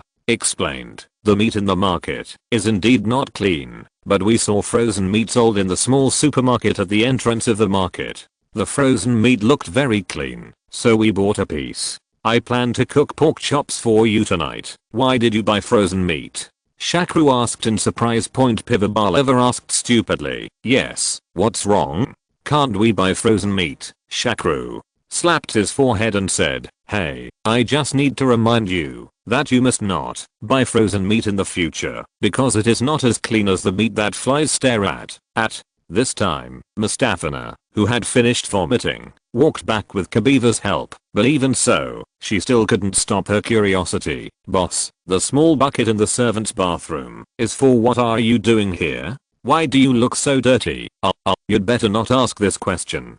From now on, don't go to the servant's bathroom. Go to the bathroom on the second floor. Shakru said with some embarrassment. Mustafina said coquettishly, boss, just tell them. Shakru said helplessly, okay, let me tell you. Remember I once told you that it is extremely impolite to use your left hand to eat or hand things to others in India. Well, I remember it because it is said that among the lower class people and before modern times, Indians use their left hand to do things. Shakru nodded, yes, but you have to wash your hands after doing anything with your left hand, so that bucket is for washing hands. Now you know why it looks so dirty. Mustafina was struck by lightning when she heard this explanation. She pulled Kabiva and said, hurry, take me to the bathroom again. I want to vomit. By the way, go to the bathroom on the second floor. I don't want to see that damn bucket again. I hate buckets and all buckets. At this time, Shakru shrugged and muttered to himself, I told you a long time ago not to ask. Don't ask. You insist on asking. Can you blame me for this? Pivaparova on the side suddenly said, boss, I don't think you are an Indian. Maybe it's because I've been running around the world all the time. So what country do you think I'm from? Shakru asked with interest. Pivaparova thought for a while and then said, well, I can't say for sure. I have been to too few countries. Anyway, you don't look like an Indian, let alone a Soviet. You are not exactly the same as a Chinese or an American. You can barely say that you are a combination of a Chinese and an American. P.S. Add more chapters for the first helmsman of this book. I hope everyone will continue to support. Chapter 47, Stealing Electricity. Oh, no, why is there a power outage again? Shakru, who was watching the Superman videotape he brought back from the United States, cursed loudly. In fact, it is no wonder that he was angry, because New Delhi has power outages almost every day, especially after entering May. New Delhi is sweltering with heat. The temperature can reach up to 4 degrees Celsius, so power outages are common during peak power consumption periods. Only then did Shakru realize how important the huge diesel generator at home is. In this damn weather, if there is no air conditioning, I really can't even sleep. What he didn't expect was that when he came to the office the next day, it was still the electricity problem that made him furious. Modi, Agrul, you too, please explain to me what's going on with this month's electricity bill. Now New Delhi has power outages every day. Why are our electricity bills still so high? Modi took the electricity bill and glanced at the amount on it, muttering to himself, that's not right. It shouldn't be so much. What's going on? While Modi was thinking hard, Agrul on the side seemed to suddenly remember something and said to Modi, do you think our electricity bill is so high because our wiring is so high? Picked up Agrul's words seemed to awaken the dreamer, and Moody suddenly realized, that's right, boss, that should be it. Hey, it's my fault that I didn't think about it in advance. Our line must be accessible to people from the slums next to it. Picked up, Shakru asked with a puzzled look, what does it mean to take it over? Moody explained with some embarrassment. Well, actually, someone is stealing our electricity, so our electricity bill has become higher. Upon hearing this, Shakru immediately became angry. You are too brave to steal our electricity, right? Murdy, call the police now, and let the police handle this matter. Murdy quickly stopped. Boss, please listen to my explanation on this matter. You really can't call the police on this kind of thing. Even if you call the police, no one will probably care about it. But I have a way to prevent them from doing it again in the future. Stealing our electricity, Agrul also echoed. Boss, don't be angry. What Murthy said is really the truth. A relative of mine is an electric power employee responsible for inspection in Modi Nagar, his hometown. He only dares to inspect twice a year at most, and even if you see 100 electricity thieves at a time, you will only catch 5 at most. Otherwise, the local government will threaten his life without anyone else. Is this why those who steal electricity are powerful local people? Agrul explained. On the contrary, rich people don't steal electricity. Those who steal electricity are poor people, because they really can't afford the electricity bill. And the local government not only condones people stealing electricity for the sake of votes, but also resolutely increases in electricity prices are not allowed. So now the more electricity the power company generates, the more compensation it will pay. Especially now that the domestic coal supply is insufficient. The cost of power generation is getting higher and higher, but the price of electricity cannot be raised. Even the government owes the power company a lot of money, so the power company has a very difficult life, resulting in many that should be maintained and replaced. The wiring cannot be replaced or maintained. Therefore, according to statistics, the loss during power transmission now exceeds 25%, of which 80% is due to electricity theft. Every time there is an election, electricity theft is most rampant. Especially this year, when the Congress Party and the People's Party are fighting so fiercely, it is impossible for anyone to take care of this kind of thing. Oh, that's it. Then no wonder there are power outages every day. However, what does this have to do with us? You also said that this is the government's business. Why should we pay the bill? Murdy said quickly. Boss, they may have made a wrong connection when wiring. I will find someone to change our wiring and ask everyone around to connect to the public line. This way it has nothing to do with us. Facts have proved that Murdy's work efficiency is still very high. He soon found an electrician. However, the electrician's dress made Shakru not have any confidence at all. He had also seen an electrician in his previous life. He was so. They all wear anti-fouling blue uniforms, electrician hats and insulating gloves, and carry their own tools in small boxes. But the so-called electrician in front of me didn't even have a pen, not to mention a uniform and hat and gloves. He just came here with his bare hands and a pair of pliers. Shakru secretly tugged at Murdy and asked in a low voice, where did you find this electrician? Why does he look unprofessional at all? Is this okay? Murdy said confidently, don't worry, Roger is the best electrician in the neighborhood. He laid almost all the wiring in the entire slum. Since Murthy was so confident, Shakru did not stop him. Then Roha, a bold electrician who was a skilled artist, strode forward and pulled the wires. The most exaggerated thing was that he even dared to bite it with his teeth, which made the brave Shakru tremble a little. Bedu India stealing electricity. You can see the heroic appearance of this man. He really bites it with his teeth within a few minutes. He took away a few messy wires and connected them to an even more chaotic wire network next to it.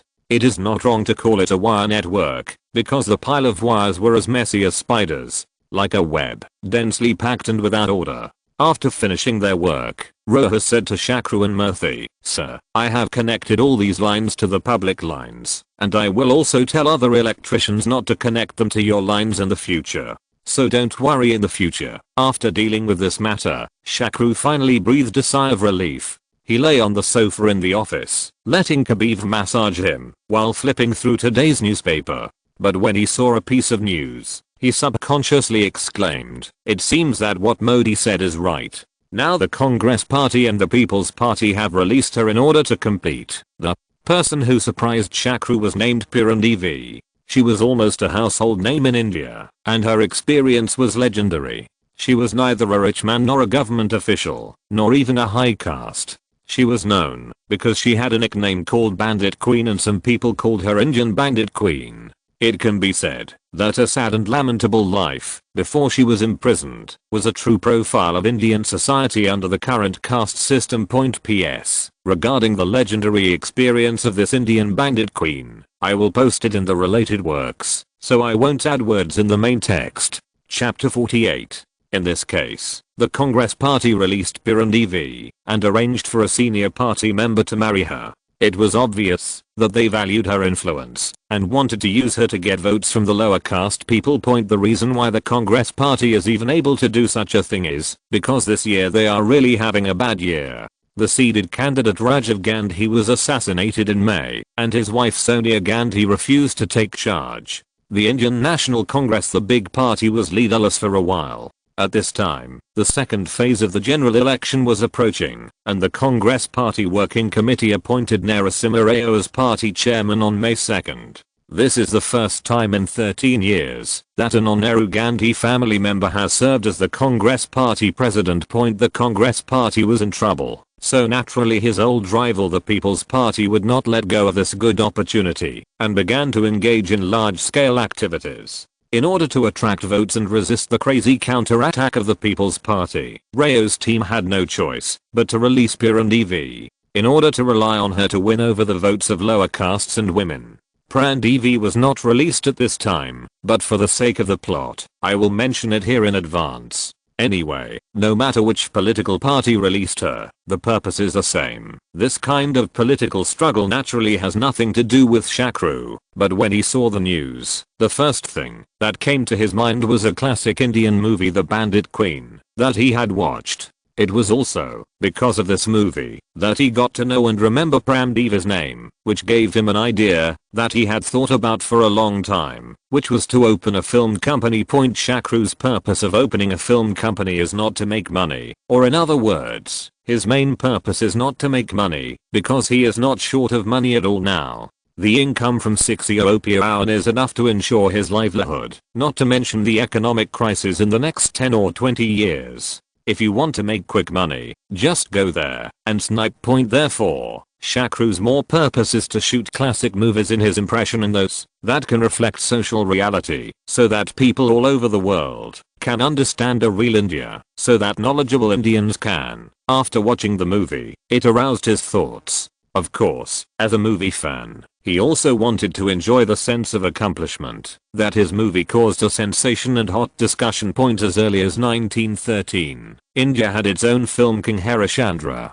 The 1950s was the golden age of Indian films. In 1952, the first International Film Festival was held, which continued until the 1970s. In the 1980s, most Indian films were still profitable. However, since the 1980s, although the output of Indian films is still the largest in the world, the box office has been declining year by year, with less than 5% of the films making profits. Cinema occupies an important social position in India. Perhaps it is due to religious beliefs. Compared with material life, Indians prefer spiritual life, fantasize about illusory romance, and revel in the world of nothingness. Movies provide precisely such conditions for Indians and become an escape for most Indians. Difficulty in real life, seeking a means of spiritual release. Therefore, Indian movies are highly romantic and seriously divorced from social reality. The costumes and backgrounds are very gorgeous, and the heroes and heroines are singing and dancing happily. Song and dance are essential element in Indian movies. In a standard 3-hour Indian movie, there will be a song and dance scene every 30 minutes on average. Take Bollywood, India's most famous film base, as an example. Almost all films have at least one singing and dancing scene. Indian audiences expect value for their money, and performers in films are often called paisa vasool, which means value for money. Singing and dancing, a love triangle, comedy plus daredevil's thrills, all mixed together in a 3-hour, extravagant show that includes an intermission. These films are called masala films, named after the Hindi word masala for a blend of spices. Like masala spice, these movies are really a mixture of everything. The plot of the film is mostly a popular farce, which contains many formulaic elements, such as ill-fated lovers, angry parents, corrupt officials, kidnappers, villains with evil intentions, kind-hearted women who had fallen into prostitution, and long-lost relatives and siblings separated by fate, dramatic twists of fate, and convenient coincidences. This kind of movies are made to cater to the domestic market, so they almost have no connotation or profound meaning. Naturally, they cannot make an impact in the international film world. Moreover, due to the low income of the Indian people and the deliberate control of the government, the ticket price is very low. It is extremely low, and even free at all when showing in rural areas. Therefore, although there are many movies shot, few can make money. The film company that Shakru plans to start never wants to follow this old path. He wants to target overseas markets and the middle class in India, so this has higher requirements for the quality and content of the film, and this bandit queen fully meets his current requirements. First of all, Purandevi's story has such a huge impact in India, so if her experience is made into a movie, as long as it can be released, there will definitely be a lot of curious people coming to watch it. Secondly, this kind of movie that reflects the real situation in India can definitely attract a lot of overseas audiences in terms of subject matter and intention, because everyone's understanding of India is superficial and one-sided. Thirdly, this movie does not need handsome men and beautiful women, or big stars. As long as you find a good director and a group of powerful actors, it can basically take shape, so it is very suitable for a new film company to choose a source of film. When it starts, the only trouble is whether this kind of movie can pass the review. But Shakru is not particularly worried about this. At worst, it will not be released in India first, but will be shown abroad first, so that it will bloom inside and outside the wall. Another major advantage of Shakru is that he has sufficient funds. Until 2000, Indian banks were prohibited from providing loans for film production.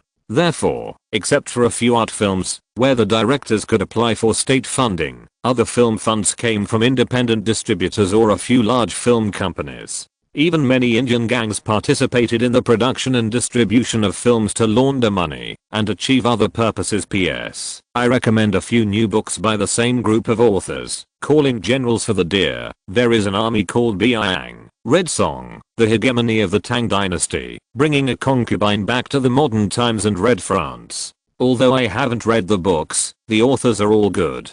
If you're listening to this novel on a channel other than Fanfic World, it means they downloaded and uploaded it without effort. We cordially invite you to visit our channel, Mundo Fanfic Novelos. There you'll find the original version of this story, and you can explore many other novels of various genres. We're waiting for you to immerse yourself in a world of incredible novels. Chapter 49, Authorization. Ms. Pullen, someone called hoping to, before the assistant could finish speaking, he was interrupted by Pramdevi. Didn't I say that I will not accept any interviews today? The most important thing for me now is to run for Congress, Miss Pullen. This is not an interview, but someone wants to make a movie based on your experience, so I want to ask for your authorization, and this is also what Mr. Elf means. The assistant said without being humble or condescending.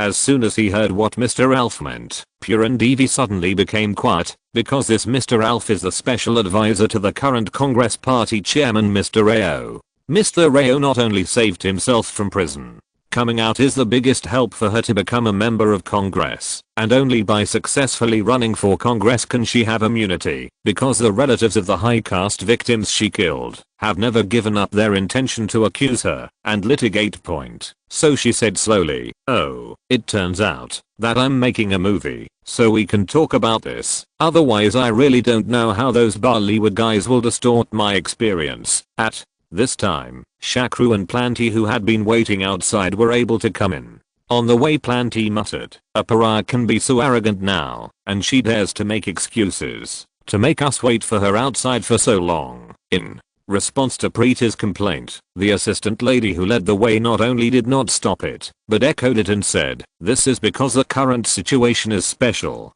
Otherwise, she would not be treated like this. When she is done with this period, I will say whatever she wants. Apply to Mr. Alf for transfer. I don't want to serve this Dalit." Shakru sighed in his heart. It seems that caste discrimination is deeply ingrained. No matter what status you achieve as a Dalit, people from higher castes will still look down on you. Originally, Shakru thought that the Purandevi he had seen in movies in his previous life was already very ordinary and even a little ugly. However, when he saw him this time, he found that the movie had actually beautified a lot. This famous gangster in India had been beautified a lot. The queen is just a little woman with a height of 1.5 meters, high cheekbones and a flat nose. Her dark red cheeks and flexible eyes make her look more like a Nepalese young man.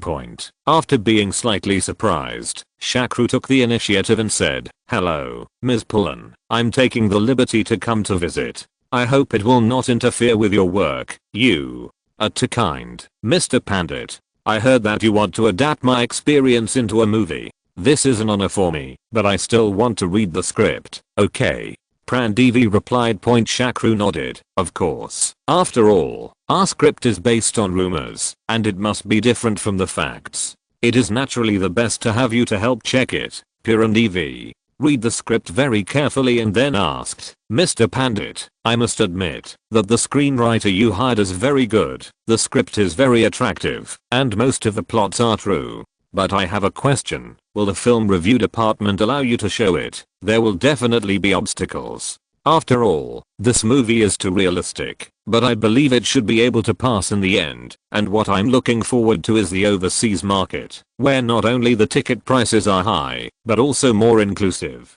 Shakru explained. Purandevi smiled bitterly and said, "Well, I don't know much about the overseas market you are talking about, but personally I'm very much looking forward to the release of this movie. I hope more people will pay attention to this kind of market in rural areas. It is a tragedy that often occurs in the region because many women from lower castes have been subjected to such humiliation, and I hope that such things will never happen again in the future." "Then you agree to authorize the film?" Purandevi nodded and replied, "If your contract states that the plot of the movie is completely based on the current script, then I will naturally agree. However, I still have a suggestion." "You said it. Can you cancel the asterisk in Act 10? Although this plot is true, I don't like it very much." Shakru frowned and replied, "I have to ask for your understanding. Such a plot can deepen the audience's sense of identification and empathy with the protagonist's tragic experience, so it is difficult for me to persuade the director to cancel this plot. In fact, there are one reason Shakru did not explain, is that he pointed to such shots and plots to attract the audience. After all, it is impossible for all audiences to be that kind of thinkers. There always needs to be some vulgar things as stimulation." In fact, Prandevi was not particularly insistent on this issue. Seeing Shakru's explanation, he said calmly, "Okay, I agree with your idea. I hope your film can be completed as soon as possible. Then I will definitely go and support it." Shakru said quickly, "I will invite you to the premiere of the movie then." After the licensing issue is resolved, the next thing Shakru wants to find is an excellent director. However, given his current situation with no foundation in the film industry, he cannot hire a big name director, even if he is willing to spend money, and he doesn't want to Looking for the kind of person who has been famous for a long time and can't. Fortunately, he has already considered the candidate for the director, who has filmed 3 Idiots in Hollywood, What a God, Dream of a Gangster Doctor, The Gangster Strikes Again. Rajkumar Hirani, the great director of famous films such as Point. The reason why Shakru chose to find him was that Rajkumar was only 29 years old and was still an editor. It was not until 10 years later, in 2001, that he began to get the opportunity to direct. So it should not be difficult to recruit him at this time. Instead, he would feel a sense of gratitude. On the other hand, Shakru admired his shooting techniques very much. Rajkumar's way of shooting movies was completely different from other Indian directors. His style was more Western, so his movies performed very well in the overseas market. Moreover, he was a master of storytelling. No matter what the subject matter was, he could shoot it in an attractive way. It turned out that Shakru's guess was not wrong. When Rajkumar learned that Shakru hired him as a contracted director of Ganges Film Company and immediately gave him a chance to start directing, he agreed without hesitation. However, after reading the script, he immediately raised a difficult problem that Shakru had never thought of before. P.S. Today, several friends of Shyangsha 3 refused to believe that I was the author of this book. They thought I was lying to them. Now I will prove it. I'm in Fenga and Wanli. Chapter 50 Caste Restoration System. After reading the script carefully, Rajkumar said cautiously, respected Mr. Pandit, before he finished speaking, Shakru interrupted, there is no need to talk so much in the company, you can just call me boss, and you are an expert in filming movies, so feel free to ask any questions. Hearing Shakru's words, Rajkumar calmed down a little and said, boss, the script you chose is really good. You don't need to look at the content. Just based on this name and the reputation of Pirandevi, the box office of this movie is enough to guarantee, and I believe, that the revenue in the overseas market will definitely be higher than that in the domestic market. But there is a problem that is difficult to solve, Shakru said nonchalantly. Are you also worried about not being able to pass the review? It's okay, at most just show it abroad first. Rajkumar shook his head and said, no, boss, I'm not worried about censorship, I'm worried about the actors. Shakru asked in surprise, actors? What's wrong with the actors? Our play doesn't need big name actors. Pirandevi is a Dalit, so we can just find a Dalit actress with good acting skills. Is it difficult to find one, boss? Since you also know the caste restoration system, it will be easy. In fact, I'm not worried about the leading actors. I have several actresses with good acting skills who are not restricted by caste or appearance. I'm worried about the supporting roles. Although they don't have many scenes, these roles are indispensable. But the problem is that such actors can't be found at all. Rajkumar explained with a frown, which supporting roles are so troublesome. It's the 20 or so high caste dead killed by Pirandevi. When Rajkumar said this, Shakru immediately understood what he meant. In India, even filming is affected by the caste system. Simply put, it is a caste reduction system, which means that you can only play the role of a caste if you are an actor of a certain caste. For example, if you are a Kshatriya, you cannot play the role of a Brahmin. In general movies, even if a high caste character is a bad guy, it is a very glorious bad guy. However, in this play, there are more than 20 high caste dead people, and they have to be killed by Dalits in a very humiliating way. Such roles are definitely not willing to be played by high caste actors, no matter how much money you pay them. Although the roles of these characters are not important, they are indispensable. Without their bullying and insults, it is impossible to reflect the oppression suffered by Pirandevi, and it is impossible to give the audience a sense of release when killing them. According to the Wireless Network article, these characters are the objects of face slapping and are absolutely indispensable. Fortunately, there is a workaround in the Indian film industry, so Shakru said, well, can't we find actors for these roles? Many actors in the Indian entertainment industry are, and even many of them are from film families. This is because of inheritance, and secondly, actors are not restricted by the caste restoration system in terms of roles, and can play any role, so this is a very common workaround. Rajkumar shook his head and said, I think it's difficult. After all, Pirandevi is a Dalit. Even the best actors may not agree to it. Shakru was also worried and said, "What should we do?" Rakuma thought for a while and then said, "Boss, you have connections abroad.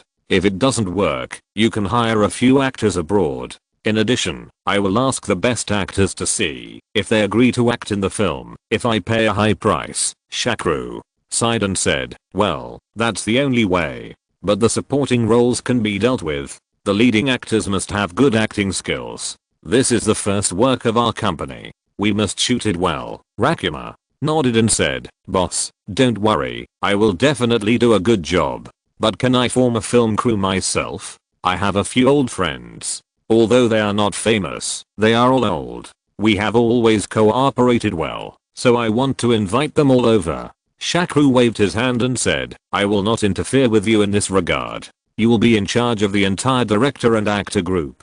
If the show performs well, I will sign them all and guarantee that the salary will satisfy you. But if the performance does not satisfy me, or I find that there is a phenomenon of shoddy performance, then don't blame me for being ruthless." Rakuma responded repeatedly, don't worry, I will strictly control it. There will be no shoddy performance, and I will do my best to make this show well." Shakru believed that what Rajkumar said was the truth, because this opportunity was too rare for him. If he messed up the movie this time for the sake of small profits, then no one would invest in movies in the future. It turned out that the people Rajkumar had found were quite capable, and there was even a cameraman who helped Rajkumar and Shakru solve the most troublesome problem for them, which was the actors of the high caste dead. He directly hired several *** actors from neighboring Pakistan, and Shakru was very satisfied with their performance. After this problem was solved, the entire crew's preparatory work was on track.